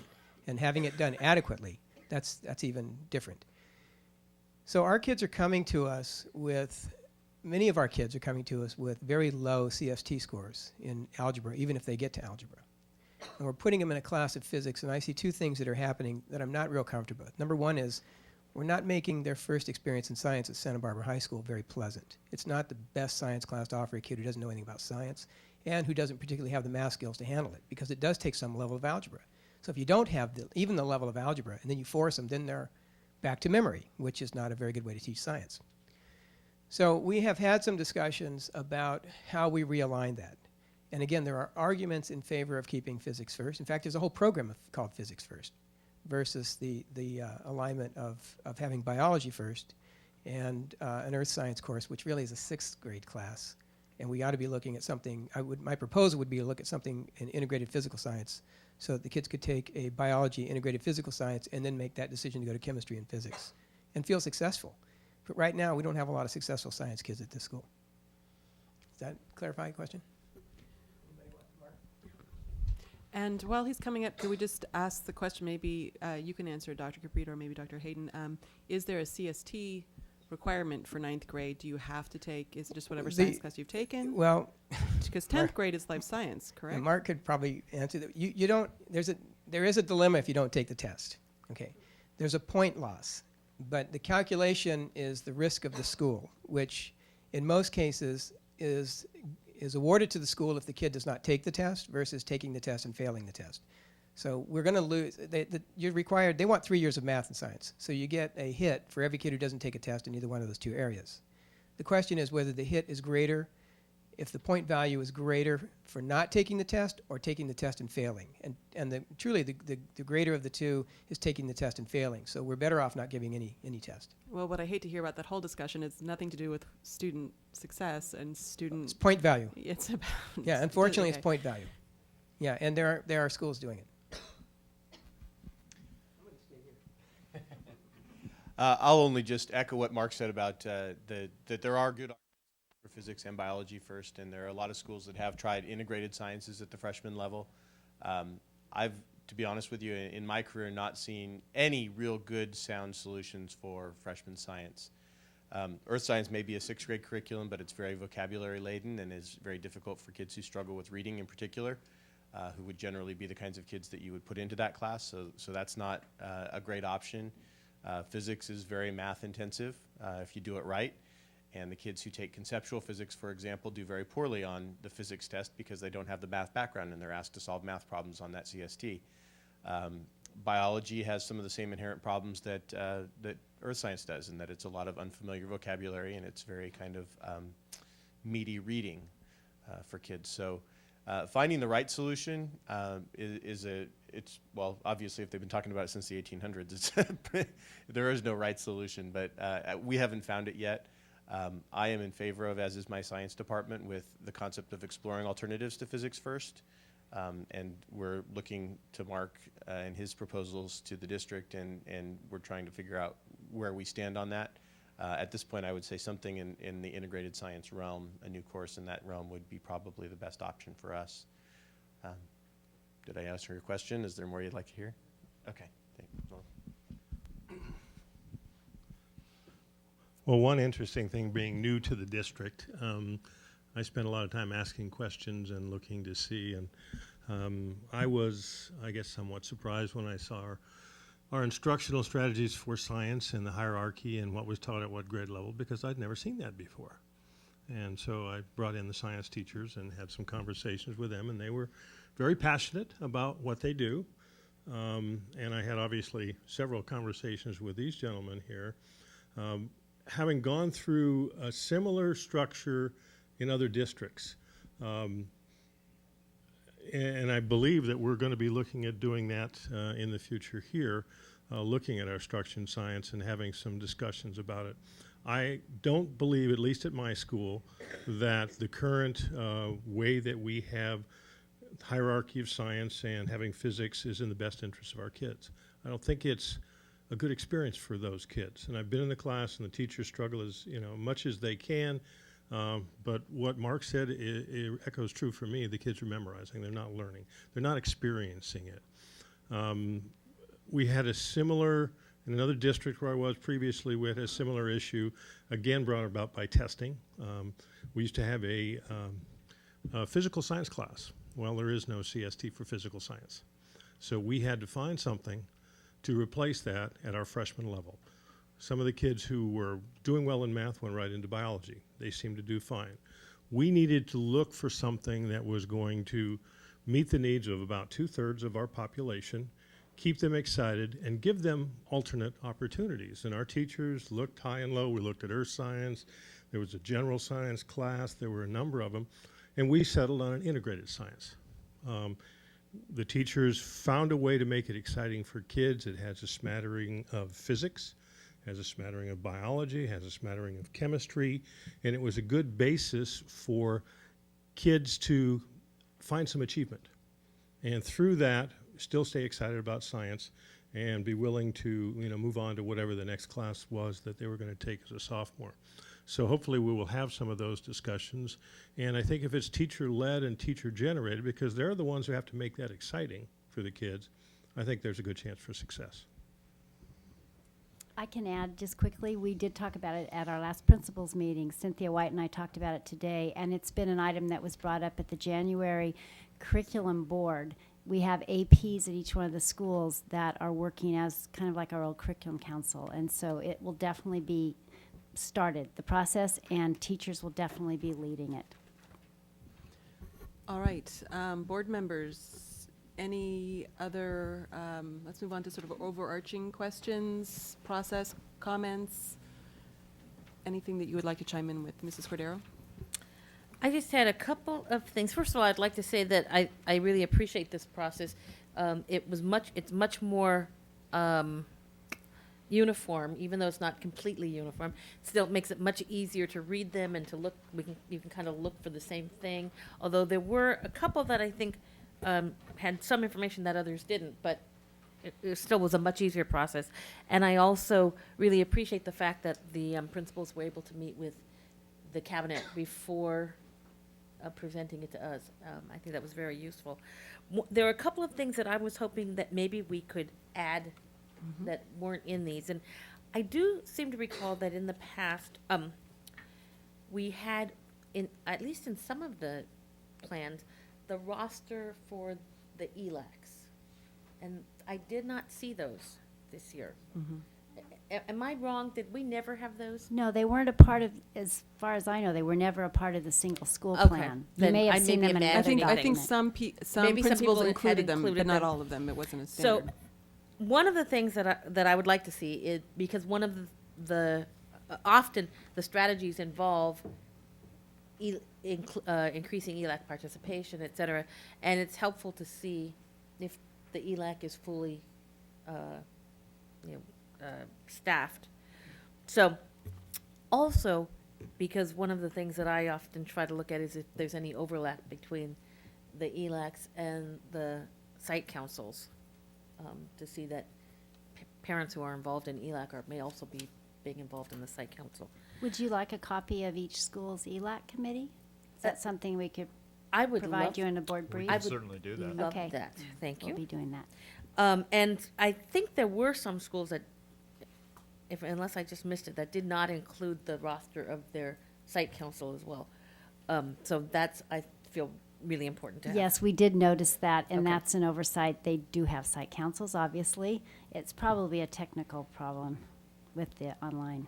The other thing that I was hoping we could add was on the, where do we have them here? On the graphs,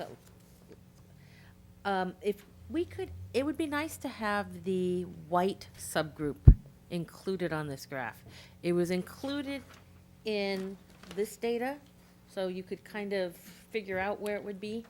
But because we were, part of it is looking at how the different subgroups are doing, I just felt that that would be useful to have on that graph as well. If I can comment on that, some of the schools have very high white subgroups, and it would make the graphs very condensed. I tried to make them uniform and spread out so it was easy to see the data. And so I could do that, but it would make the graphs difficult to read. And that's why I did not include them. Oh, well, if I understand what you're saying, and I would prefer to have it readable. So if that is the problem, then maybe we can just leave it off. And since you did include it here, it's useful. But when I was looking at them, I kept kind of having to flip back and forth to see where that was. But I understand. Thank you. Dr. Noel?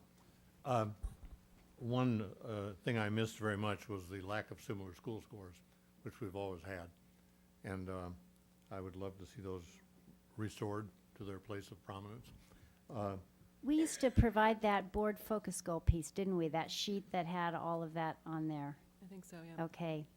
Which is not a part of the template in the online, and so that's something that we could add, like that data that that Davis has. So we'll do that. I assume it's not a big deal. Well, in fact, we will add not only similar schools, but subgroups and their rankings. Okay. Similar school rankings. Thank you. That's very good. The other thing that I don't recall a conversation about, but I was browsing around a few weeks ago on the internet and stumbled onto an article on engagement in school, and that led to a couple of more hits on connectedness. And that's a conversation I think that would be very important to have. We have it in other contexts, for example, in the gang prevention context, but we don't have it in this context. And I don't know how to structure it. I don't know what you'd, I guess if you sat down and thought about it very much, you could probably develop a set of indicators or at least a basis for people to be thinking more consciously about it and be able to talk to us about it. But I would like to see something about that, and maybe to the point where we could have spin off some operational definitions of some targets, some things for improvement. And that's related to the question of school culture, at least as I define school culture, because one gets the impression that that it varies from school to school, of course, but that some schools look like they have two cultures, at least, and maybe three. And I'm talking about a kind of a college-bound culture. I'm talking about a disconnected culture. I'm talking about an ROP CTE culture. My browsing around teaches me that the CTE ROP culture is like over there, and I'm talking about conceptual space. I'm talking about value systems. That there's very little intercultural interaction and understanding between that and the college-bound culture. And yet everything you read, like in the Perkins guidelines and everything you read about CTE now, it requires us to bridge that cultural gap. And somehow if we could build in a conversation at least, to start looking at that, it might be very helpful. All right. Any other comments? Mr. Herron? Two just overriding things. One is the issue of time. The issue of time. Everybody points that as a, and we're not going to get any more time, I don't think. So somehow we all have to work together to work on that problem, because it's going to be a barrier forever, and we just have to figure out how to deal with it, and hopefully come to some understanding of how we deal with the minutes we have and go forward with that.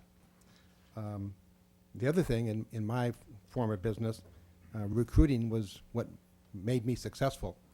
And I noticed this now is the time to recruit students. And I was very happy at Washington. I think I saw, not Washington, Monroe, I saw a flyer recruiting students from the neighborhood. I've noticed in a couple of papers lately that there's ads for students. And I know all the junior highs, the high schools are out now recruiting.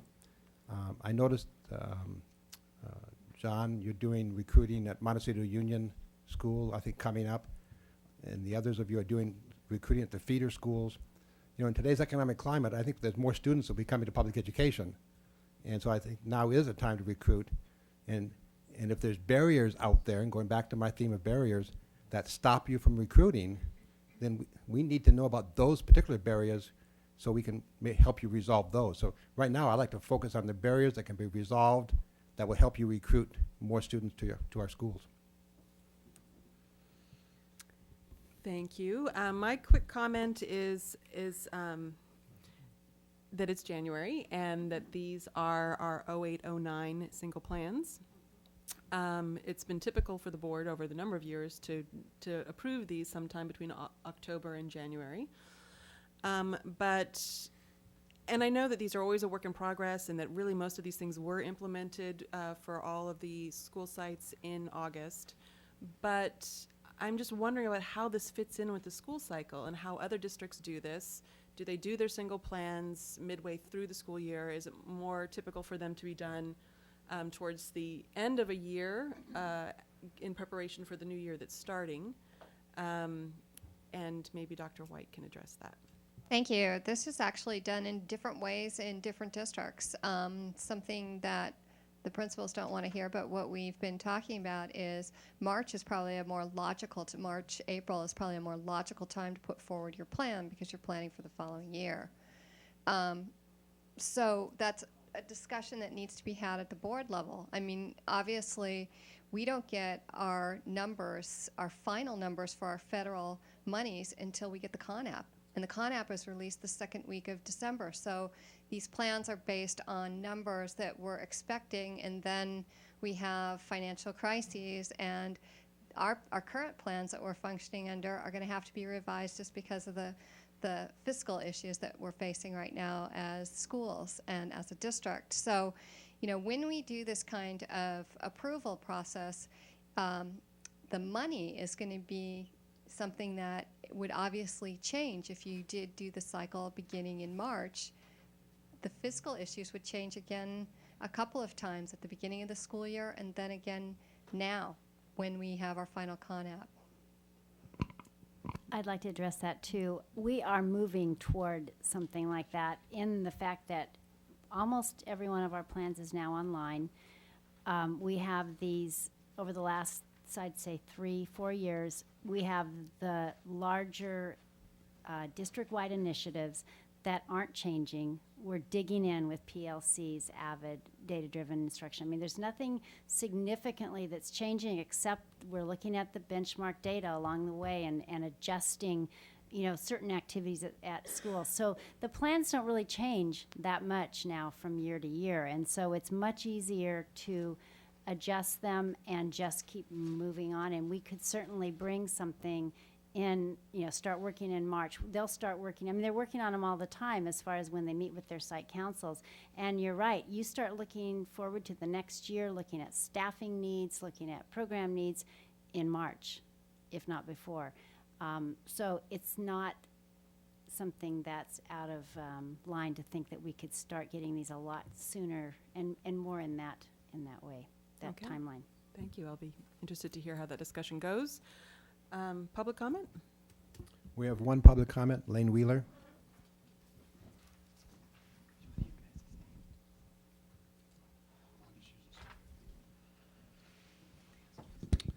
Thank you very much.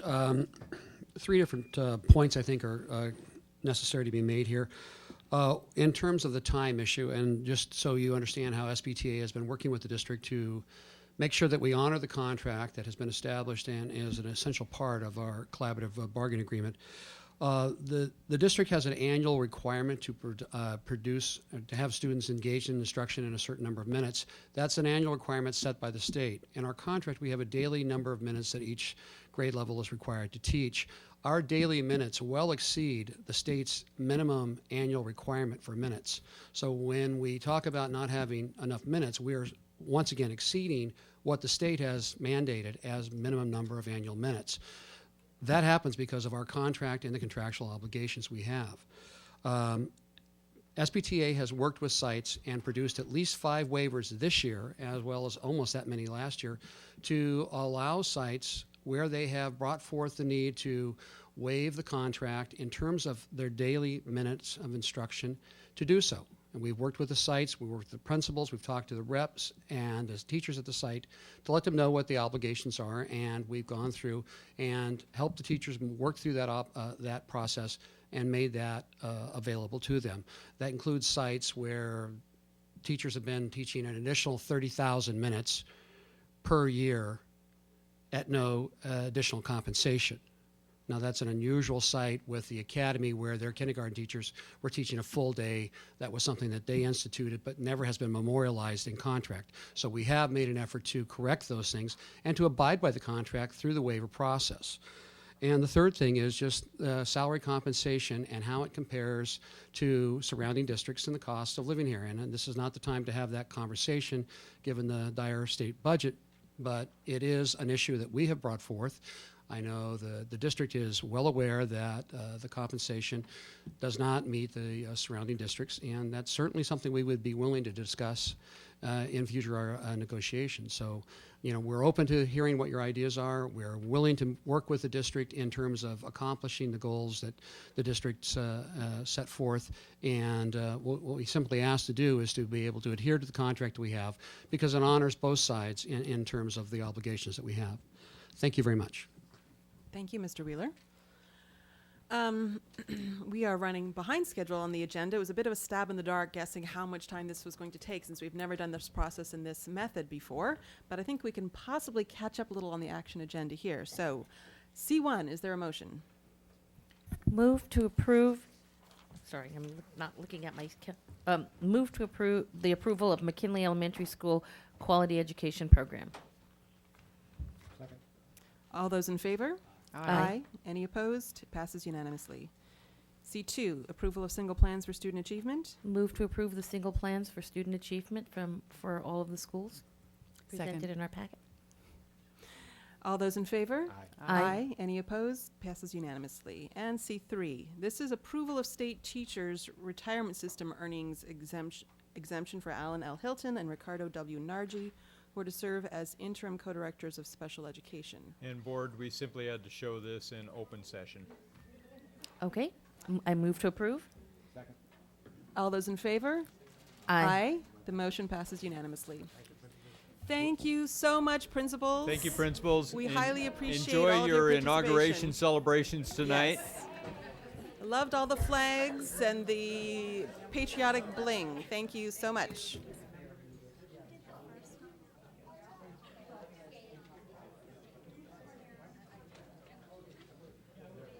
All right, we are now going to take a break, and we will return to talk about board policy.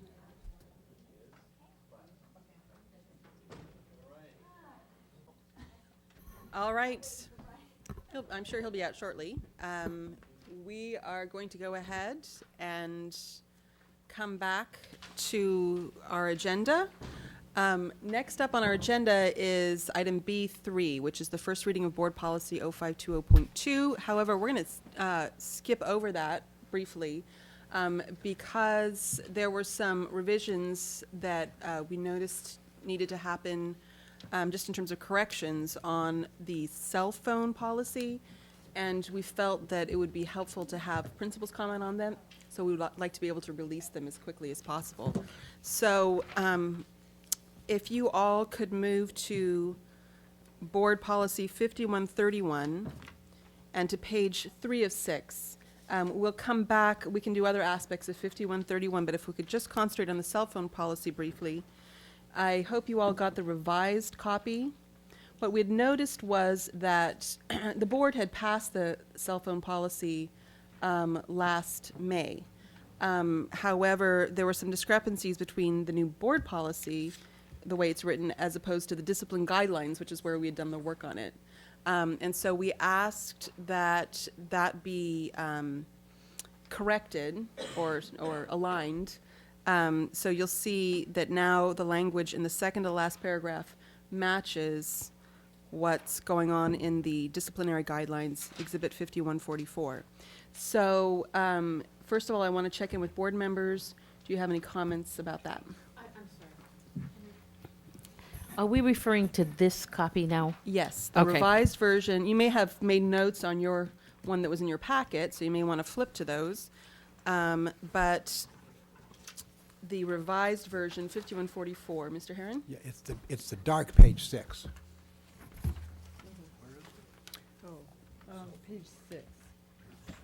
So, can I just ask a quick question? Because I found inconsistencies, but maybe those are resolved now because of this. On the original one, it said students should not possess or use on school campus, but in the notes, in the discipline, it said, Right. with the exception of calculators and cell phones, which Right. are allowed on campus. Right, so Okay. now the new language completely mimics the language that was passed in May from the disciplinary guidelines. So it says the exact same thing: no electronic devices with the exception of calculators and cell phones are allowed on campus. While on school grounds during the school day, cell phones must be turned off from the first bell until dismissal. End of school day. The administration is not responsible for the loss or theft of personal items. Any comments about this now that it's aligned?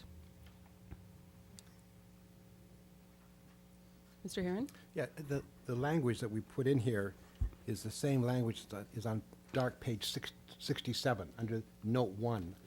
Right. So if you go to note 1 on page 67, that language is now superimposed here on dark page 6. No, I think it reflects what was my understanding of the Exactly. policy. So here were my questions for the principals that we have here, if I can go ahead and jump in. One is I considered whether it would be advisable to add something along the lines of are allowed on campus without written permission from the principal or designee, in case there's a teacher that wants to do something exciting with, podcasts, or, there may be times when non-cell phones and non-calculators, teachers would want them in a classroom. And do you feel that that would be useful, or do you just feel like teachers will use good judgment? From my perspective, I think that the policy is working very well the way that we're doing it now. And I would probably advise against making a change that would specifically say that there's a loophole or there's a way to get around the rule, just because, in the event that something like that happened in the future, I think that could maybe be relooked at. But for now, I think the policy is working very effectively, at least at DP. And then my second question to you three is the second paragraph where it discusses what happens when a mobile communication device is used improperly. Just wanted to touch base that is what's going on, because I know at the junior highs in particular that there's sometimes if teachers have confiscated it and leave it in the classroom, they've gotten stolen. And I don't know what your policies are in terms of, do you require that teachers bring it to the school office, or are different things happening on different campuses? Well, I can't speak for the other campuses, but I can tell you what happens at DP is that when all of our teachers are very good at this, they've been trained in it. If they confiscate it at their first break, or their first opportunity, whether that be passing period or nutrition or lunch, they are to bring it up to the grade level AP, because that's where the kids have to go to pick it up later in the day. Teachers don't return cell phones ever, and so they don't hold on to them any longer than they have to. So it's not returned at the end of a class period? It's not. Can the other two principals address that? Same thing at La Cuesta. The phones are confiscated by the teachers. They're brought to my office. I make a phone call home. This is on the first confiscation to alert the parent that the phone will be returned at the end of the day. And that's on the first confiscation. Second confiscation, it's still brought to my office, and then the parent has to come and pick it up. And then on the third confiscation, the parent is also alerted, and it is mine until June. And I think that's district-wide, but the teachers bring it to the office. They bring it to me directly, and if I am not there, they give it to one of my office staff, who puts it in my office in a designated place so that I know where it is. And they put a Post-it note on it with the student's name on it. And Mr. Clevenger?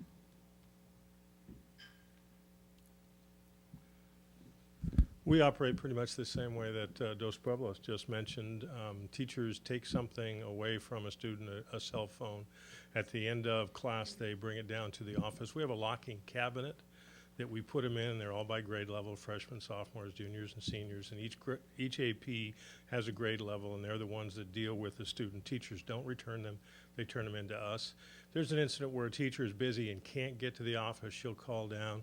We'll send up a campus supervisor. They'll pick it up and bring it down, and we'll put it in the cabinet. So that's what we're operating under. You can't see this. I'm going to read this to you so Okay. you can direct us on our change here. If a disruption occurs or a student uses any mobile communications device for improper activities, a school employee shall direct the student to turn off the device and or shall confiscate it. If the school employee finds it necessary to confiscate the device, he or she shall return it at the end of the class period or school day. Continued violations will result in inappropriate disciplinary action. So first, it seems to me that we should get rid of the and or. It should simply be and shall confiscate it. Yes. Then, if the school employee finds it, we should then eliminate the first part of that whole sentence to read the school employee. How about simply that the student may pick it up in the office at the end of the school day? Well, should we put the school employee shall turn it into the school office? Or?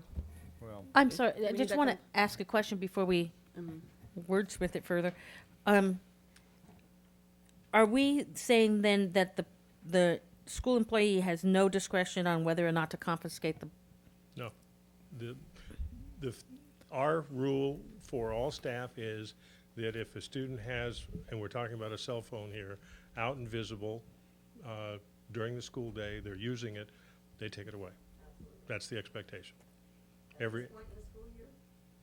I add to that? I think the advocacy for that is that if a kid's got 6 teachers plus interacts with countless campus security people during the day, they could potentially have that be warned 6, 7, 8, 9 times before there's any consequence. If the teacher confiscates it or the CSA confiscates it, turns it into the office to the appropriate AP, that AP knows exactly how many times it gets logged in Aries, and they know what step in the process that kid is at. So allowing the teachers to have that discretion, I would find objectionable, mainly just because the kids it would erode the culture and it would erode the authority of the rule. So my suggestion would be that the school employee shall turn it into the school office and at the end of the school day, where the student can pick it up at the end of the school day. Students are not always allowed to pick it up, so that wording All right, should be careful where- too. At DP, and I think as I understood what Norm was saying, students are allowed to pick it up after the first offense. After the second offense, at least at DP, students have the option of having their parents come in and pick it up, where we get a chance to have a face-to-face with the parents, or they can have a Saturday school, and then on the third and subsequent offenses, they have to pick it up. The parents have to pick it up, and there are consequences also. So it's not should it always be that. where the designated party, does that work, Mr. Herron? Yeah, under discipline number 23, it has a 3-stage, specifically what's supposed to happen in 3 days. I think we shouldn't try to wordsmith here something that's different than what's in item number 23. You might just want to refer to item 23. How about shall confiscate it and turn it into the school office and leave it at that? And then refer to exhibit 5144, item 23 for additional guidance. Okay? All right. Thank you. That was extremely helpful. And now we are going to pop back to B3 on our agenda, which is the first reading of Board Policy 0520.2, Title I, Program Improvement Schools. And I don't think I need to say a lot about this, other than the fact that we do not have a policy in our collection of many policies that specifically lines out all of the Title I program improvement requirements. And this pretty much, if you've read through it, I'm assuming, gives you all of the terminology, all of the process, all of the requirements specifically, and it runs through year 1, year 2, and as we go through. Obviously, schools go beyond the year.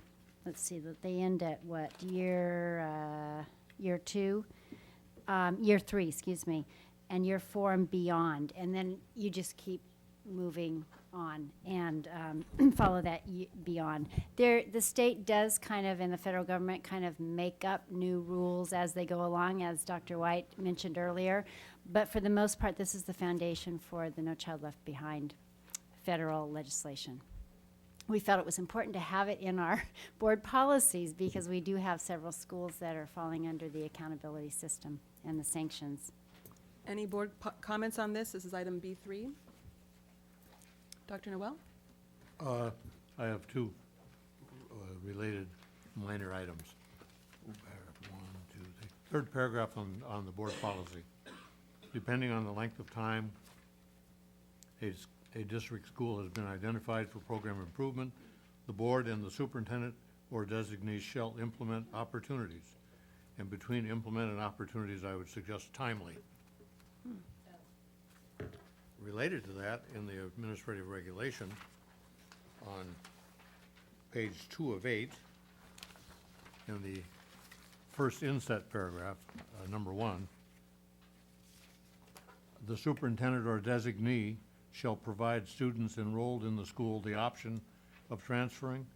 I would suggest the superintendent or designee, comma, at the earliest possible time, comma, shall provide, etc.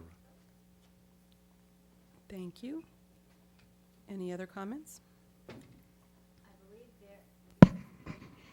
With your permission, we were notified by the Department of Education, federal, that the current guidance is that schools are required to notify students, parents in a PI school 14 days before the start of the school year. So if you're looking for federal guidance, that is currently the guidance that they're providing us, that school choice should be provided 14 days prior to the start of the first school day. So, However, so that that last can one then, I would just take out what I said and put in. But it's impossible, Dr. Well, Noel, because we yes. don't, the state does We- not provide that information before this.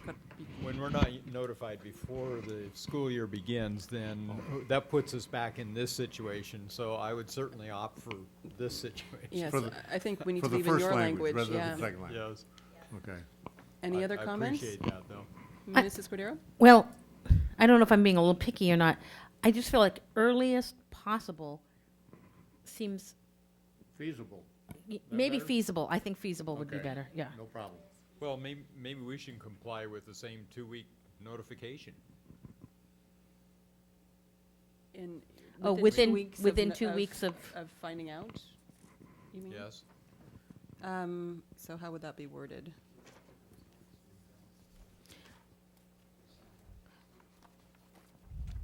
Well, except that the state mandate isn't within 2 weeks. It's, you might, I mean, theoretically, you would have that information you could have that information for a while. It has to just be at least 2 weeks prior to the beginning of school. And I actually prefer the earliest feasible time because you may get the information and the next day be able to allow students to transfer out, even if they haven't gotten the official notification. Well, one of our problems had been that we got preliminary information. We thought a school would be a program improvement school, and then at one point that didn't happen. So we wanted the official notification. When we got the official notification, then we did let people know within that 2-week period of time. I guess also, after they're in year 2, there's no ambiguity whatsoever. 'Cause Right. you can't get off Right. that quickly.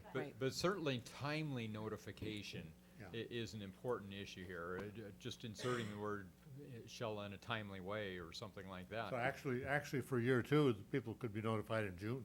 Oh, yes. You want to make sure, though, that you have new parents and families that come in. You need to do it at the beginning of the school year as well, or prior to that, August. That 2 weeks before would be appropriate. Yeah. Any other comments on this? All right, so we liked the going ahead to keep the language at the earliest feasible time. Okay, in that first paragraph on page 2 of 8. Let's move back to B4 now. And what I would like to do is just run very quickly through. I'm going to read off the board policies And please stop me when you have something flagged on that particular policy. Can I just ask one quick question? And I think I know the answer, but I just want to make sure. The distinction between a board policy and an administrative regulation is that one is how it's actually implemented? Is that the? Normally, the board would pass the policies, the administration would put together an administrative regulation, and that would serve then as our guideline. Now, beyond that, there might be memos or there might be other guidelines, exhibits, for example, or not really technically subject to board approval. In this case, since we've gone over the board policies and what our administrative regulations are likely to be, then we're giving you the whole thing, and you don't really have to approve the administrative regulation, but we would just as soon have you do that. Now, in the future, then, we might make changes to the administrative regulation, and we would let you know what those changes are. Yes, they could come to us in a board brief. And if it's Yes. anything that we have a particular concern about, board bylaws are such that you can bring that to a board discussion and to a board vote. So let's move ahead with Board Policy 5000, 5119, 5131. I just have one additional question on cell phones. Yes. Top of page 7, the dark page 7, this first sentence ends, where it talks about students shall not use mobile communication devices even in hands-free mode while driving on school grounds. Okay, but then it goes, or to or from a school-related activity. Does that relate to something that started on school grounds and goes off school grounds and comes back to school grounds, or does that stand alone? If I'm going to a Friday night football game, a school-related activity, I can't use a mobile device? You can use it, but not, sorry, that's a question that maybe Mr. Gonzalez can answer. Obviously, it's to and from a school activity, and school has jurisdiction, but hands-free is allowed by state law, so. Hands-free is allowed. Go ahead, Mr. Gonzalez. You are correct. Hands-free are allowed. However, as written, we would be denying students the use of a cell phone while driving, for example, to a Friday night football game. So if your wishes is to change it, this is the appropriate time. Is this CSBA language? Yes. There are a number of districts who have understood that it's the conversation and not touching the cell phone that really distracts a person, and they think it's an additional safeguard. Yeah, my question, you've answered my question, is, so we're trying to control the students after school hours, told if they drive to a play, if they drive anything related to school, and they all know this and abide by it? I just can't imagine that they do. I can understand if you're on the school grounds and you've got a group of students and you take them to an event and you come back, I can understand that, but just on a Saturday afternoon going down to Oxnard for a football game, it just seems like that's a sort of a strange policy to have. But Mrs. Deacon? I actually flagged that one too. So just to make sure, this is only while driving, right? If they were at a school activity, it's like, say, a sporting event off campus, they could use their phones even though it was a school-related activity. It's just driving that is the distinction here? Correct. Mrs. Cordero? I'm sorry. I'd actually like to remove the or to or from a school-related activity. I can understand that prohibition while on campus, on school grounds. But I'm not sure what denying students the right to do something that is legal when just driving to and from campus or activity. While we might agree that it has potential dangers, so does eating a candy bar, so does drinking a soda. We could make, which we don't allow them to do on campus. We could make an argument that there's all kinds of things we'd want to prohibit them from doing while, on their own. But I'm not sure that's a reasonable thing for us to be doing. And this one, as you know, I'm not a big fan of the cell phone prohibition to begin with, but this one seems really outside the bounds of reason. I'm going to chime in here, and then I'll recognize you, Mr. Heron. For student safety's sake, I completely understand it, but it seems so incredibly unenforceable for us that I feel like we're putting something on the books that we'll never be able to monitor. So that seems like we should just go ahead and remove it. Mr. Heron? Yeah, my question would be, if a student does get in an accident and was on the phone, could we then be accused of not enforcing our rules? Because I don't think you're going to find that we're trying to enforce that rule anyplace. And so then the question would be, why didn't the school district enforce that rule or implement that rule? Or, and I think it's a rule that is not possible to enforce. I think it's a strange rule. Well, it sounds like there's a consensus to remove just that last or to or from a school-related activity. Any other comments on 5131? Moving on to AR 5131.1, bus conduct. Oh, sorry, there was also BP 5131.1. Any comments on bus conduct? My one quick question on the AR was, no animal shall be allowed on the bus without express permission from the principal or designee. Well, what about SB Transportation or the MTD? I don't know that we have the ultimate authority on some of these things. So I just question that. I don't really have a problem with the language, but bus drivers. I don't know the SBTA's rules on that. Yeah, and I don't know how that would tie in with our board policy. And also, bus drivers shall not deny transportation except as directed by the principal. I mean, there may be certain times when SB Transportation or another bus company's transportation safety rules might not actually align with our board policy, or our AR in this case. Typically, in my experience, whether it's a leased, the way we do it, we contract out, or your own busing, transportation, usually the principal is involved if there's some kind of discipline and there's something consistent.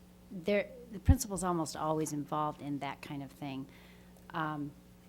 I don't know, Mr. Gonzalez, do you want to chime in? Is there any reason to not have that? I think I would share with you that given your concerns that we should make contact with the bus companies we do contract with and have them speak to the issue, and we'd bring that back to you in second reading. Great.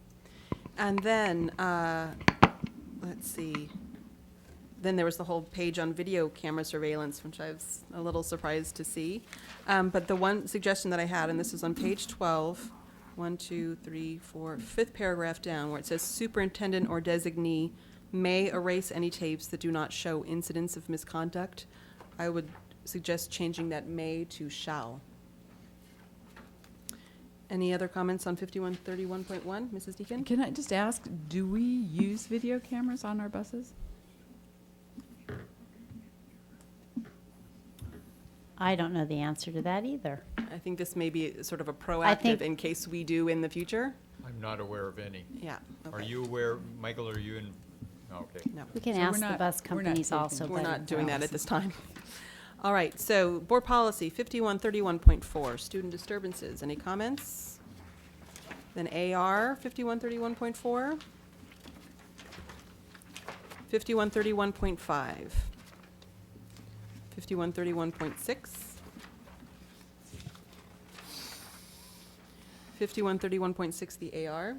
Mrs. Cordero. I have I'd like us to insert alcohol in the word alcohol in the second and third paragraphs, because in the first paragraph, we do say tobacco, alcohol, narcotics, dangerous drugs, etc.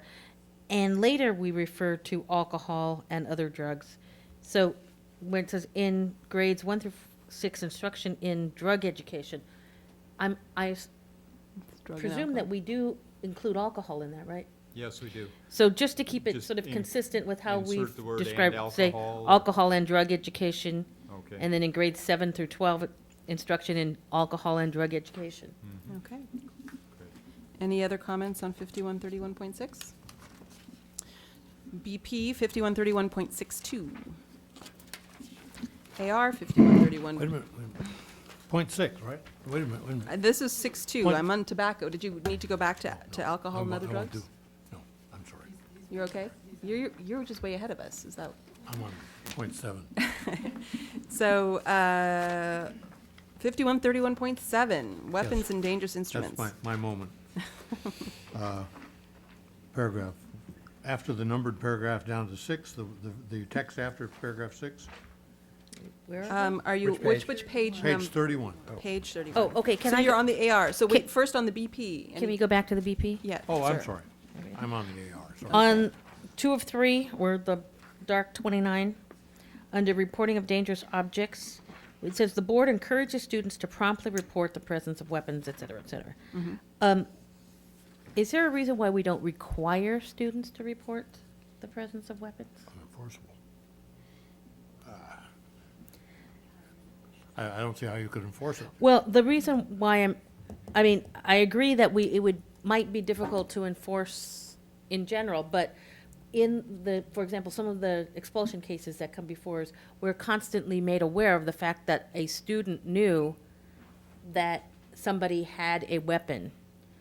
And so what my concern, or sort of idea behind making it require, is that then when it comes to our attention that another student knew that this student had a weapon on campus and didn't report it, then that becomes a disciplinary, an offense that requires disciplinary action as well, and it could encourage students to be more forthcoming. Yeah, I see your point.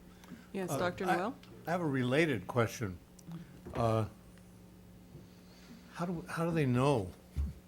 I mean, this gets almost to some questions of due process questions in law, that you can't enforce a rule against kids who didn't know were not given adequate information that it's a rule. Well, I think, Dr. Noel, it would have to be something that's in the new student handbooks for next year. Dr. Sarvis and Ms. Sawatsky, do you have any comments on this? Well, just encouraging students is a far cry from instructing every student in their obligation to report, and that's something that we need all of our sites to be doing on a regular basis.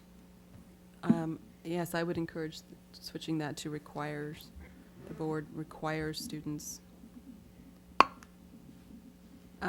Any other comments on the BP section? Now we'll move on to the AR, Dr. Noel. In that paragraph after number 6, the end of the second line, based on this analysis, comma, shall do one of the following. It seemed to me that after I read the 3 of the following, that it ought to be 1 or more. Very minor point. One or more, okay. Mrs. Deacon? I actually have a question on number 2, the description or definition of knives. So as I read this, I was trying to visualize, would a dinner knife or a small Swiss Army knife fall into these descriptions? Because I wasn't sure how they did. Well, Swiss Army knives would, because folding knives with a blade that locks into place. Locking blade. But maybe Mr. Gonzalez can address the dinner knife part? It would, yes. We have had expulsion cases with a dinner knife or steak knife. It's considered a dangerous weapon. So yes, it is a part of So which one disciplinary of these measures. descriptions does a dinner knife, which category does the dinner knife fall into?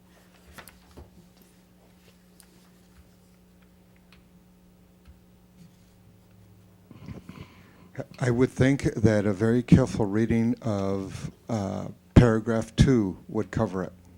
Well, I guess I don't think of a dinner yeah. knife as being for stabbing. I'm wondering if we should eliminate the fitted primarily for stabbing section there. If it, as a fixed sharpened blade, that's a dangerous weapon.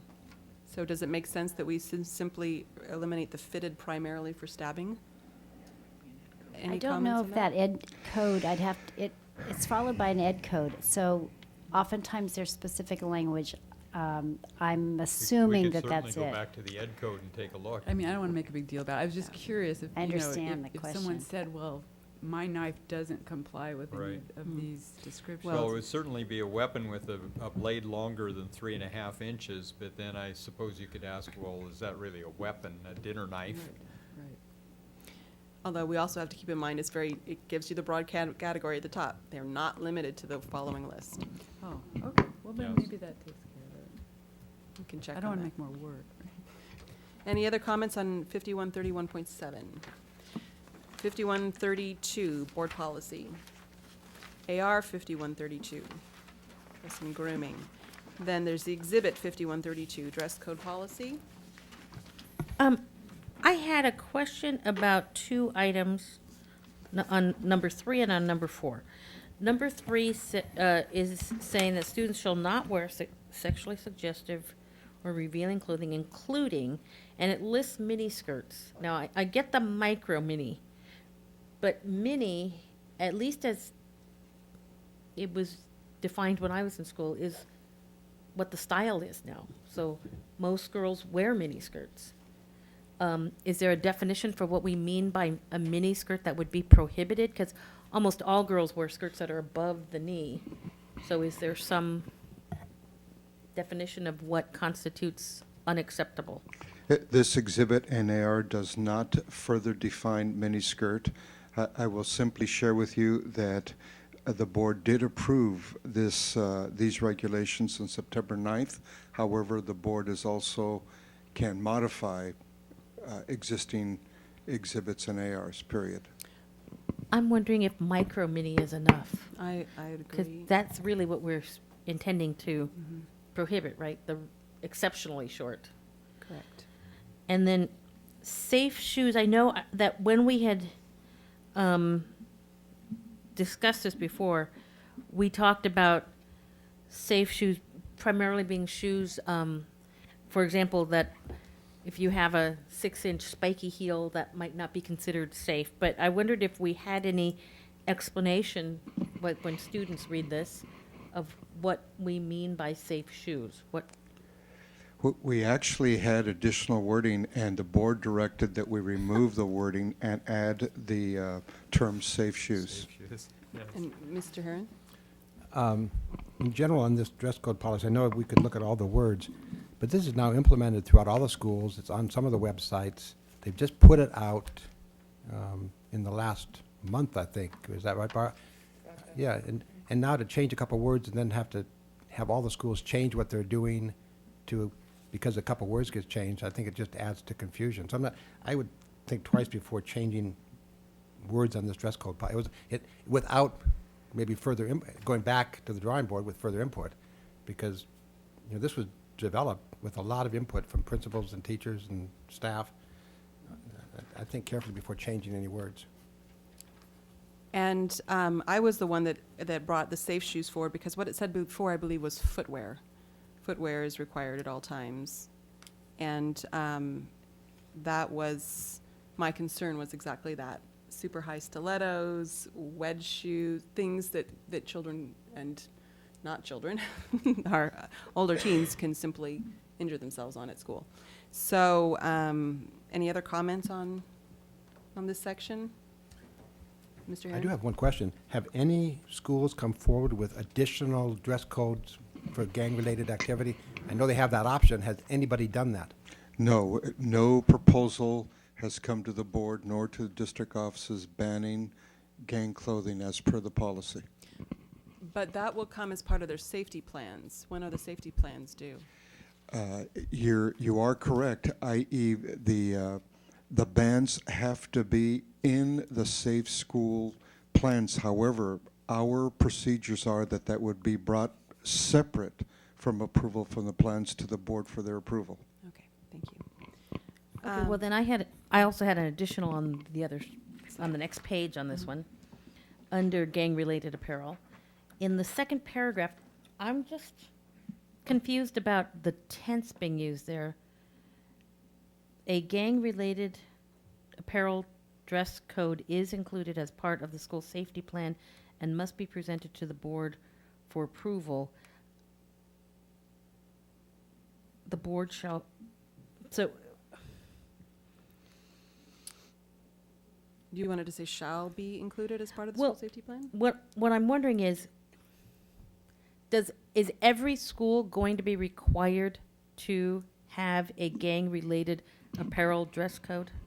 No, your directions to the principals via this policy is that if a school believes that gang clothing poses a risk, they've got to convene the appropriate mechanism to ban the clothing and then present that proposal to the board. And then you may recall that the board requested that that ban be looked at the annually to make sure that it's still appropriate. Okay, because what I understood the intent of this to mean is if a school proposes a gang-related apparel dress code, it must be included as part of the school, or if it adopts one, it must be included. So are you suggesting So that I there think be, we need to when necessary, when necessary, a gang-related apparel dress code is included? Sure. Or when approved, or when, They haven't been approved till they come to us, though. yeah. So, Can we Mrs. say, Deacon? schools have the option of including a gang But then that makes it sound like they can have a gang dress code without. Yeah. but- The idea is to well, say still that you would require if they want a gang-related dress code, they don't have to have one, but if they want one, it has to be included in this plan. I think that first paragraph up there, it says when there's evidence, and it gives I think it was inferred in this second part that when that's the case, but maybe we need to, accentuate that. Yeah, or you could say a gang-related apparel dress code is then included to tie it into that first paragraph where it's said. as part of the That's school good, safety because plan. I thought actually this was requiring schools to do this Okay. when I read this, so. Inserting then could be helpful. Okay. Any other comments on this page? I have a question. Did you say indeed to pull the mini skirts? Because I heard two separate points of view on that. Well, here's the question for you. I mean, obviously, we can do this now, and then it gets updated to the website. And I mean, I consider these actually fairly minor changes that I don't think will be terribly disruptive. But board, what do you think? Go ahead and make these changes now, or wait till, or we could say we're going to approve them now and put them into effect at the end of the school year? I guess the question I would have is how disruptive or how big a deal is it to make the change now? I will share with you that on the website, it's not, it's a very easy task to do. What we're actually talking about is the distribution of this information to students and parents. That will be a bit more difficult, but it can happen. Well, my guess is the changes that we're making here probably the students and parents don't even necessarily need to be aware of them, because taking out the word miniskirt, I'm guessing most of the students are wearing short skirts now. They're just not wearing the exceptionally short skirts. So it seems to me that removing that language probably won't have an impact on them. And the one about a gang-related apparel dress code is really more directed at the schools, that they have to provide it in their plan. So that doesn't seem like it would have an impact on the students either. Mr. Herron? Yeah, I can just see in the memo now, we've made two changes. One, you can now wear miniskirts, and two, well, the second one is I'm not too worried about, but to send a memo out saying we've changed the dress code and miniskirts are now allowed, I don't know what kind of I don't know what that message that sends, but it probably not one that is going to be helpful. I may suggest that if this is not a item that we need to address immediately, we can very easily make these changes district-wide for the following school year. During the summer, we prepare all the documents that are sent to parents and students. And if these issues that are being discussed are not critical to the board, we could delay them for 89 days. Well, my suggestion would be that when we vote on all of these, we just say with this one that this will be implemented as of June 2009. Any other comments on this particular one? No, but then if we are going to wait that long, if we're going to wait to do it, then I do think we should maybe discuss the issue of some clarification of the safe shoes Maybe we can get some suggestions on that. And Dr. Noel? When we get to 5136, I'm going to suggest that it's in need of pretty extensive overhaul. The AR or the BP? We're on 5136. the AR Okay. particularly, the VP, but especially the AR. All right, let's move on now to And- AR, and, Dr. Noel. So that my point simply being that if it gets held over, there'll be time to work on the one Mrs. Cordero is concerned with. Okay. So do you want to make those suggestions now, though, Sure. on AR Sure. 5136? The BP, Oh, you're on the BP still? well, I'll start with the BP, Mhm. okay? First paragraph. And sorry, she was Page talking about. 39. Yes, Dr. Noel. She was talking about, we've been talking about the dress code policy. Yeah. So now we're moving on to BP 5136, which is not the dress code policy, this is gangs. Yeah, I was simply saying that I'm going to suggest pulling this and doing some more work on it. Okay. Which may be something You that can Mrs. do both of Cordero those would be things. interested in Okay. for the policy she was addressing. Okay. Dr. Noel? Now? Okay. Picky thing. Which exhibit drug use. I'm not sure what it means to exhibit drug use, violence, or disruptive behavior. Maybe that's just stylistic, but anyway, I find it awkward. Down in paragraph 1, 2, 3, second sentence, age-appropriate gang violence prevention education shall start with students in the early elementary, et cetera. I would be more comfortable with the programs rather than education. Well, she'll start in the elementary grades, comma, may start in kindergarten, comma, and continue through junior and senior high school.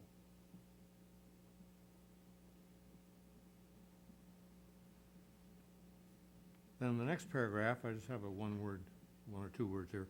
The first sentence into the second line, prohibiting gang-related apparel are enforced fairly and consistently.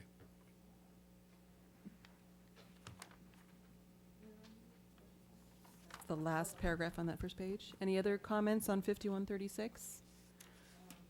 Mrs. Cordero? Just on the BP first. My one comment is on the second paragraph. The superintendent or designee shall provide in-service training. And my suggestion would be regularly provide in-service training. Now let's move on to the. Can I ask you a yeah. question on that one? Is there a reason why it has to be in-service training and not just training of a variety of forms? Good point. I'm guessing this was in the CSBA template because we use those kind of interchangeably. So if we said a student, the superintendent or designee shall provide regular training? That sounds good. Okay. Sure. Good. And now let's move on to AR 5136. Okay. Dr. Noel? Number 2 on the first page. Staff members shall be provided with the names of known gang members. This raises questions of confidentiality for me. I'm not sure what the legal arguments are, but I thought I remembered during the SHO debate, do I have the right term? Yeah. That there was a concern over confidentiality of information given to the district about those young people. And I just want to make sure that this is not a contradiction with that. And I don't know in general, what our obligations are about confidentiality about, quote, known gang members, close quote. Can we have Mr. Gonzalez chime in on this right now? I believe that to answer your question adequately would require additional research that we could bring back to you on the second reading. And That was my sense. All right, then on the next one, number 3, students who seek help in rejecting gang associations may be referred to a community-based gang suppression and prevention organizations. There ought to be some reference to our own in-house capabilities that we are just adding. And that might want to be rewritten to reflect that. So students. I'm referring to the gang yeah. intervention specialist positions. Or positions, however that works out. So maybe referred to school and I put community-based? to refer to to refer to the district's gang intervention specialists and/or community-based gang suppression and prevention organizations. But I won't quarrel over the wording that it accomplishes the same goal. For me personally, I think the broader base may refer to school and or community. Yeah. Just to be a little bit more inclusive. Sounds Any other good. comments on that? Any others on this page, Dr. Noel? Well, that sounds good on that one. No, on number 5, classroom and after-school programs at each school shall be designed to enhance individual self-esteem, provide positive reinforcement for acceptable behavior, and foster interest in a variety of constructive activities. These programs shall also, then go on, there's a big list. I have a couple of questions, because this happens at several places. That we talk about classroom activities, we talk about we're going to start teaching things, or we're going to teach about gangs. And apropos of Mr. Herron's point about time, I think we want to have policies that are realistic in terms of the time available, how that kind of thing is going to be included in the instruction. So that's the first word, classroom and other programs. Then what I would like to see in here, and Mr. Gonzalez could do this again with a little extra time, that Surgeon General's report, if I recall correctly, was very illuminating, because it took a non-criminal justice caseworker approach to gang prevention.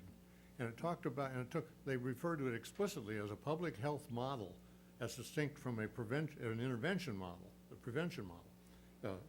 And if I understand it correctly, what they meant by that is that they address, like they do in public health, the risk factors that result in an outcome, a negative outcome, and then the things that seem to protect one, immunize one from that happening. So they have the two sets in almost all the stuff they talk about, risk factors and protective factors. And I would find these, I would think this would be a good opportunity for us to kind of align these policies with those concepts, if that would be possible. And I could offer language, but I would rather have Mr. Gonzalez do a good job of it. Down B, provide counseling for targeted at-risk students. There again, the language for me would be for students who are at risk, who are exposed to the risk factors, and to enhance the protective factors, language of that kind. So simply get rid of the targeted there. Yeah. Target I don't like, especially don't like that word in that sentence. Then over on the next page, C, D, E, okay? Provide school to career instruction. I don't know what that means. I get the sense that this was written, some of these things are carryovers from the day of school to career, school to work programs. Maybe I'm wrong, but this sounds like old language. And to provide school to career instruction is like a field. Well, we would call it career technical education. Yeah. But do we want to provide opportunities for, or, I mean, something rather than to kind of a mandate to provide this, we have, that raises budgetary questions, all kinds of questions. Okay. Next one, gang prevention lessons. Here, again, imagery that we're going to have a classroom that's going to teach gang prevention.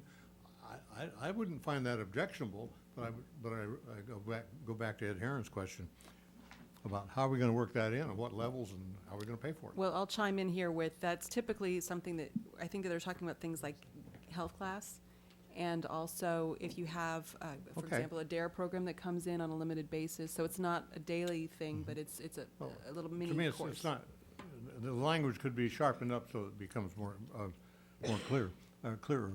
Staff shall actively promote membership in. I think participation's a little softer word.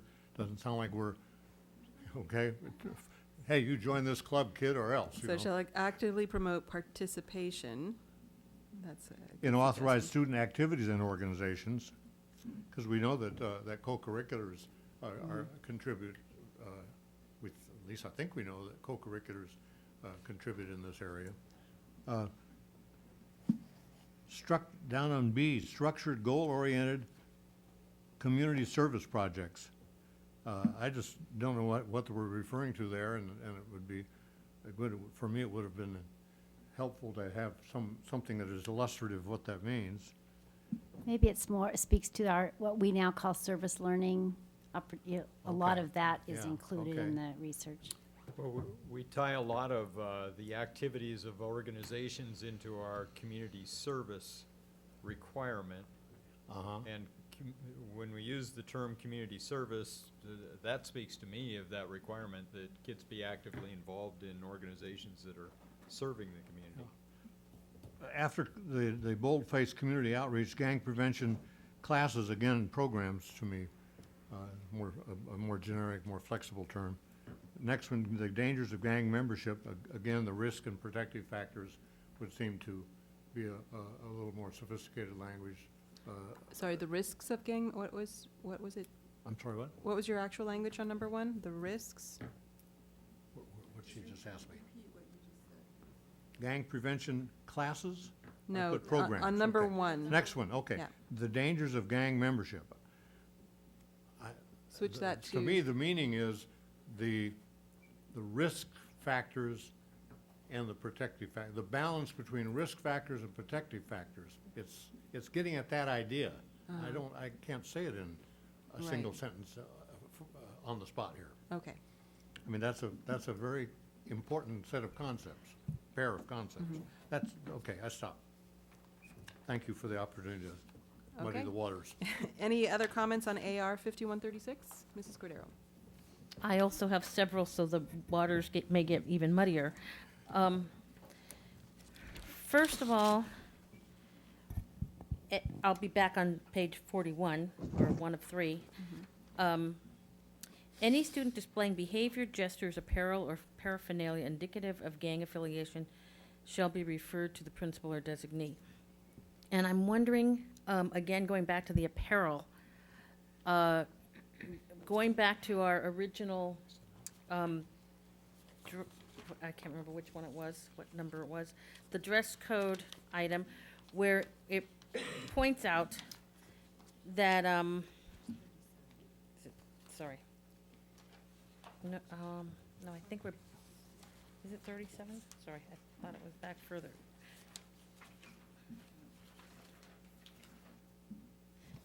Actually, page 33. It does say that items, if I can find it, that items that actually have, maybe, I'm not sure if this is it. The items that actually have, like, gang insignias on it. I think it is page 35. Nope, that's not even it, sorry. At any rate, my question is, given that our original proposal says that that in order to have a gang dress code, that the school has to come forward and identify it, then I'm wondering how this apparel language gets factored into that.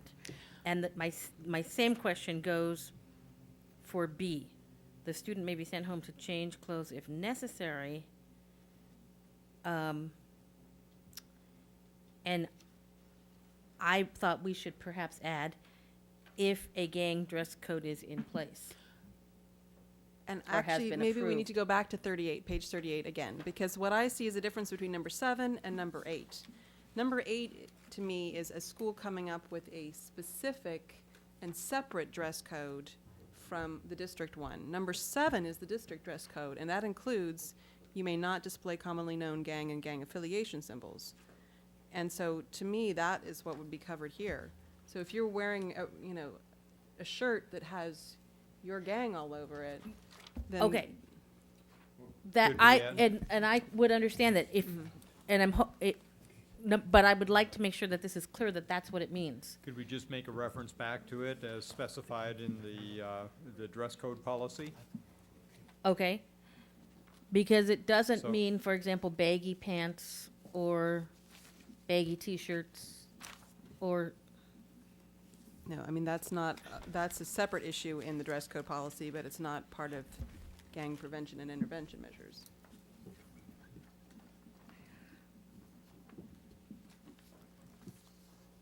okay, so then that would also be clear in B as well. And then I just wanted to comment on Dr. Noel's suggestion of the question about number 2. Staff members shall be provided with the names of known gang members.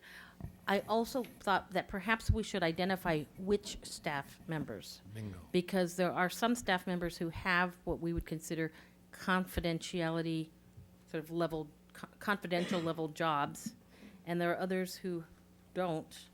And that might be a distinction that we would want to make in terms of who gets this information. We will explore both those concepts. In general, the principals in law are the staff affected by the student. That usually refers to administrative staff, counseling staff, and the teachers of the student, not the teachers at large. But with just the language of staff, it could be a teacher's aide, it Correct. could be. And we you know, will any- research yeah, that. Okay. Okay, and Mr. Herron? Can we take 5136 and just separate it out? Yeah. And try to get through the rest of them, so we end up with just this one we have to deal with That- separately? Is that reasonable? Or are you almost done, Mrs. I just Cordero? have 2 more comments on this one. I think they're reasonably quick. Does anybody else have anything on 5136? All right, let's do it quick. Okay. Page 42, the section of gang prevention lessons may be taught jointly by teachers and law enforcement staff. I wanted to include and/or representatives from community organizations. Which line is this, Mrs. Cordero? Under E, we're above 6.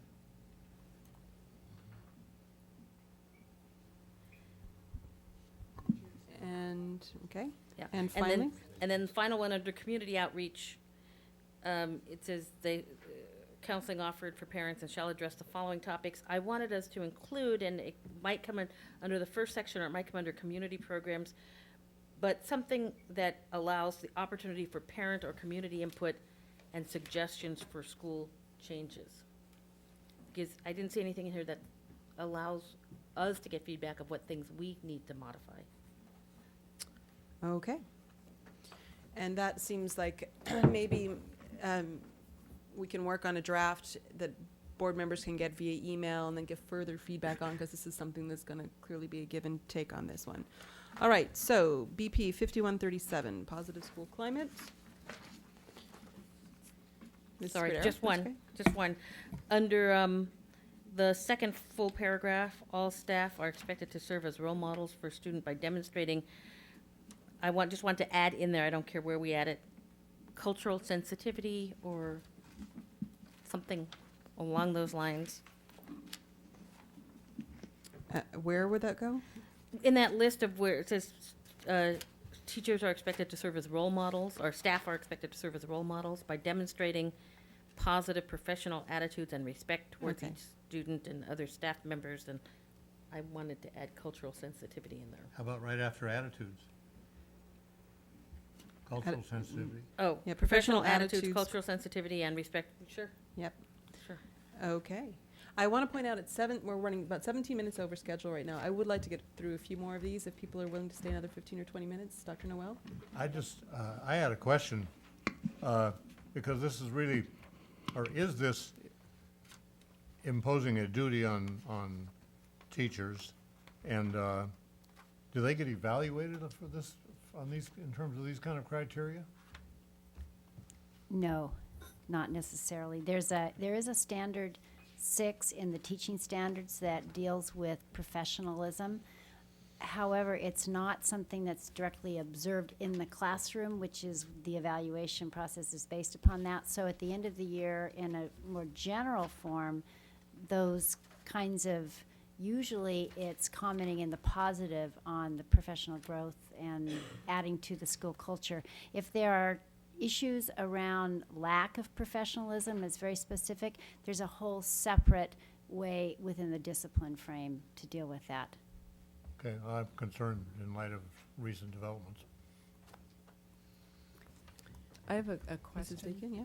On page 45, where it says students shall have opportunities to voice their concerns about school policies and practices, what are the venues in which that takes place? Or is that just a general right they have? Or it says Well, I'm speaking now specifically about elementary schools, so I need some help on secondary. I don't know how this happens. In the elementary schools, every single year, the 3rd through 6th grade students are given an anonymous survey, and this kind of question is embedded in that.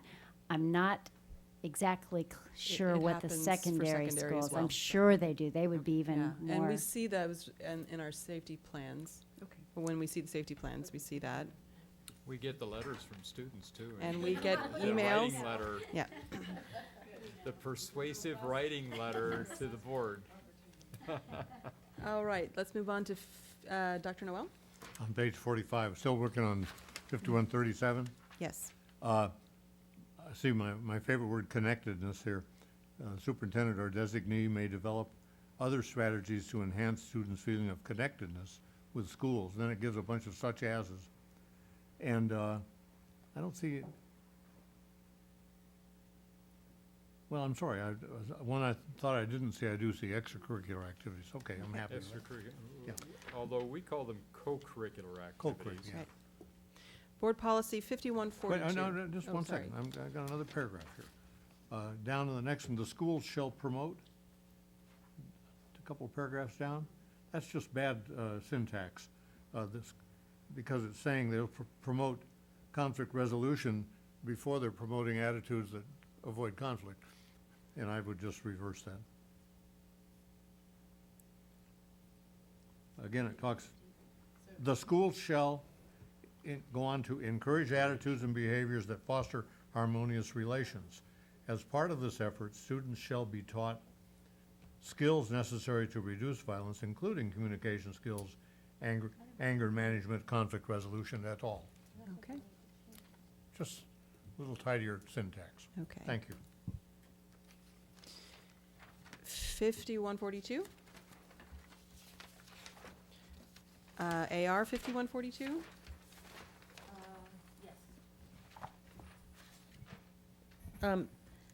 In the list of to whom students can be released, there doesn't seem to be an allowance for a parent to designate someone to pick up the student unless that person has already been included on the emergency medical care. So if the parent has an emergency and says, I'm designating Ms. Parker to go pick up my child, I don't see that opportunity listed here. And I don't know if that is, I mean, normally you'd have somebody that was on your emergency card go get your child. In almost all cases, we require prior notification by virtue of that emergency card, and you are correct. At this point, a parent simply notifying that I've got this person picking up my child is not deemed as being appropriate for safety reasons. And keep in mind, this is during the school day as opposed to after Correct. school when, you know, you can pick up somebody for a play date and all that after school, but during the day. Mrs. Deacon? Oh, I just had a question on supervision of students. So teachers are required to be in the classroom 30 minutes before the first class of the day begins. Is that correct? Yes. Yes, Okay. that's correct. Moving on to BP 5143. AR 5143. BP 5144.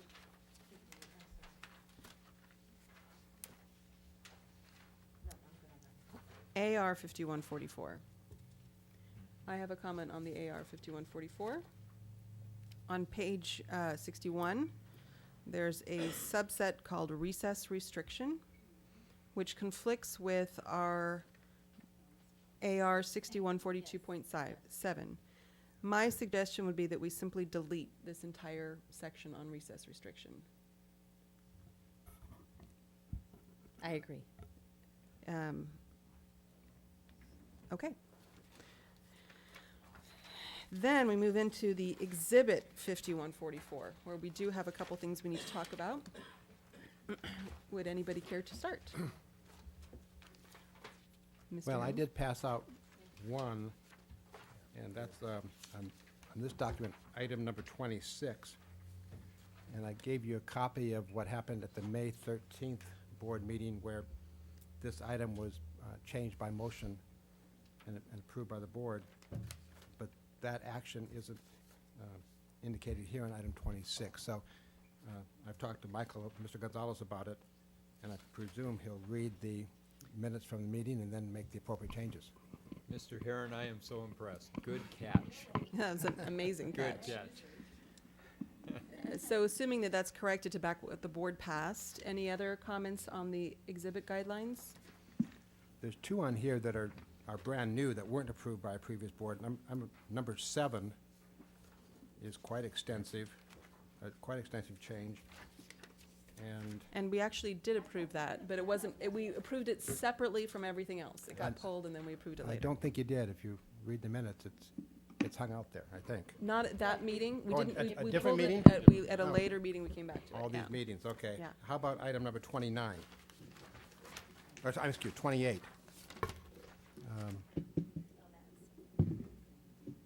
Oh, yes, and that's the one that I have a suggestion for. May I chime in with it? Because that was, we had pulled it because we weren't quite, because this sort of refers to a class, like cheating in a class, or plagiarism, but that can actually happen in much broader scopes in terms of transcript issues, AP testing, that kind of thing. My suggestion would be that under the first section where it says failing grade on effective assignment for the first offense, we add a new line. And it says, depending on the seriousness of the offense, there may be law enforcement notification and recommendation for involuntary transfer. And that be also added to the second and additional offenses with the addition of recommendation for involuntary transfer and expulsion As an option? as an option.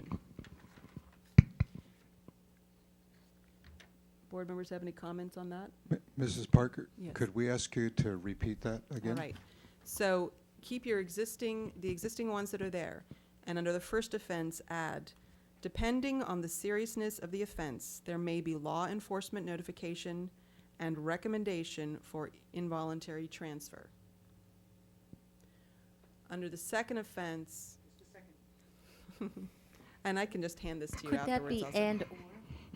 And/or, yes, okay, let's put in and/or, recommendation for involuntary transfer.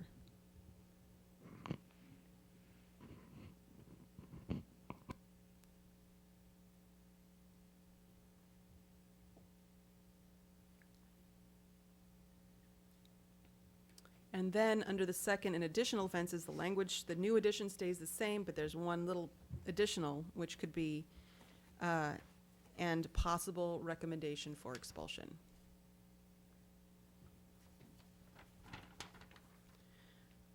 No, I Mrs. was just Deacon? going to say, I'm glad we're inserting this because I think it really signals to students the seriousness of this kind of offense. My one other comment is on item number 5. And I just think that it may not be worded quite correctly. We don't have the AR 5144-1 in this packet that we're looking at because it's already been passed. But what it says is, the principal, superintendent, or designee shall recommend students' expulsion for any of the following acts, unless the principal or superintendent finds and reports in writing to the board that expulsion is inappropriate due to particular circumstances which shall be set out in the report of the incident.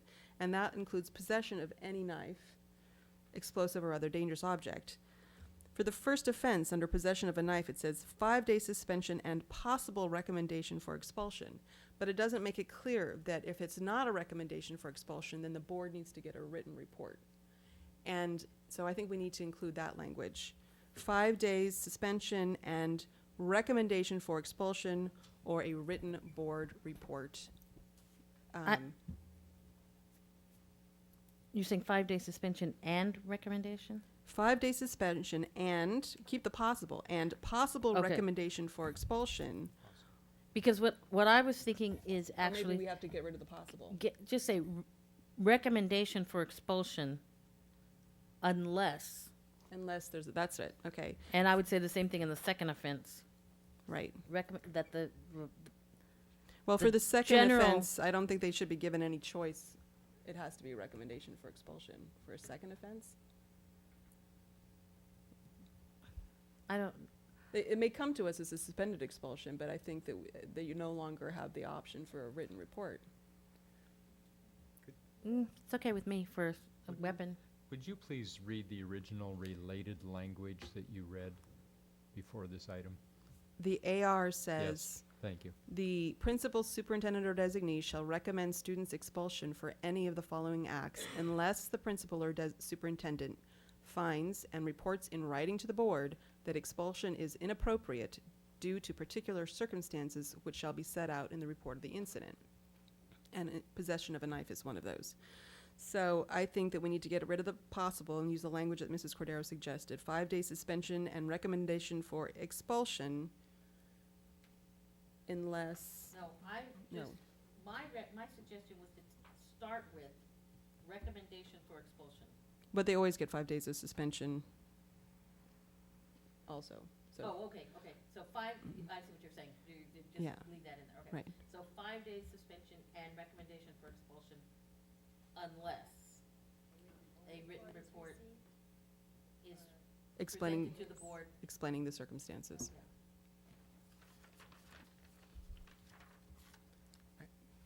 Mr. Herron?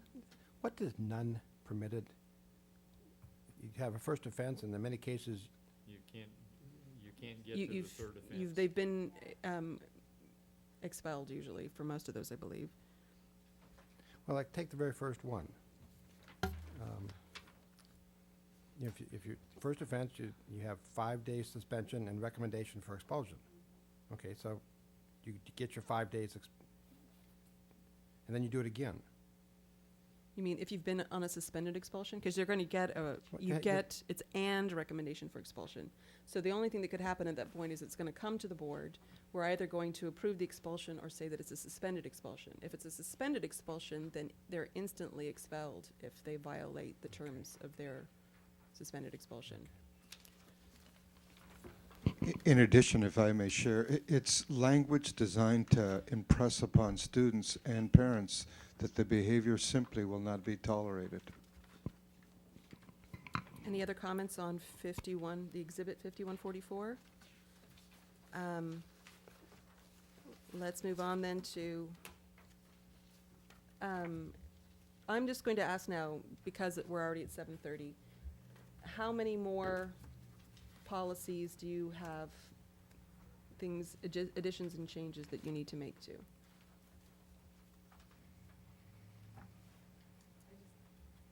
I just had a few questions, but not really recommendations for changes. Okay, Mrs. Cordero? I have probably 3. And how far back are they? One is on 5140, no, yeah, 5145, 5145.3. And I think I actually think that was the last one that I had 2. Okay, and Mr. Herron, what about you? Just that's questions, but no. No changes. No Okay, changes. let's do Mrs. Cordero's changes, or Okay, and recommended there are changes. questions and changes. Changes, okay. So, Mhm. In 5145.12, search and seizure, on page 73. Okay. In an effort, it refers to the use of dogs. And I noticed that in the AR for that a board policy, that at the very end, it says we have to notify parents that students and parents and guardians will be notified if there's going to be metal detectors used, and it has to be posted. And I'm wondering if that should apply to dogs as well. the use of dogs. I think that makes Well, some sense. What we had authorized was to bring dogs in on an incident basis, so if we had something happening and the principal or the principal and the APs really needed to identify, well, in this case, it might be drugs, then they were going to be able to bring dogs in, and if they went through parent notification, then it would lose its effectiveness. But No, could- what, I didn't mean that they would have to notify them every time they bring them in. I thought okay. that we would just include on the sign or the notification that Sure. we may use dogs as well. We could do that. So the language should be, On page 75 then? mhm. Shall, upon enrollment and at the beginning of the school year, students and parents and guardians shall receive notice that the district uses metal detector scans, and may use drug detection dogs. Although they're not necessarily drug detections, they're weapon. Aggressive And may use, what, I don't know what they're called, non-aggressive trained dogs? non-aggressive, because it's referred to as drug detection dogs, can we just call it drug detection dogs? How Okay, about that's be- cute, bingy looking dogs? Yeah. All right. Four-legged And- fluffy things. And the next one, Mrs. Cordero? The next one was, I'm sorry, it's on the, Page number? it's on page 80.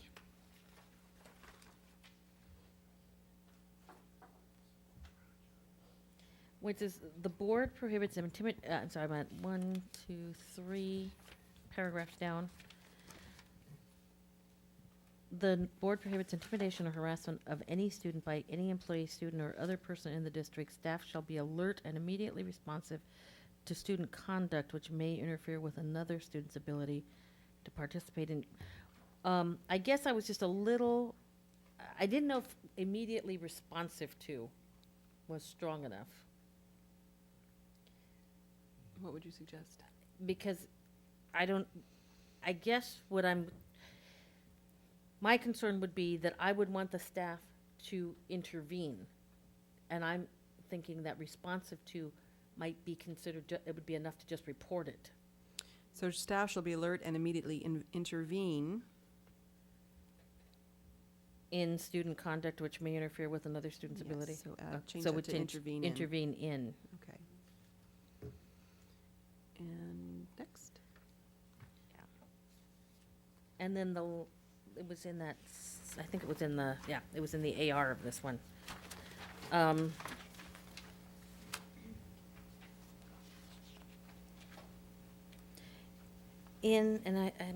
hoping I didn't misread this one, but in the AR, which is, fourth one down, students who harass other students shall be subject to appropriate discipline up to and including counseling, suspension, and/or expulsion. Sexual harassment is a crime. So I'm wondering if we should also include law enforcement in this. In reporting to law enforcement? Yeah. I mean, we've had situations where it rose to the level of a sexual assault, I think, but So maybe and/or expulsion and law enforcement notification? yeah.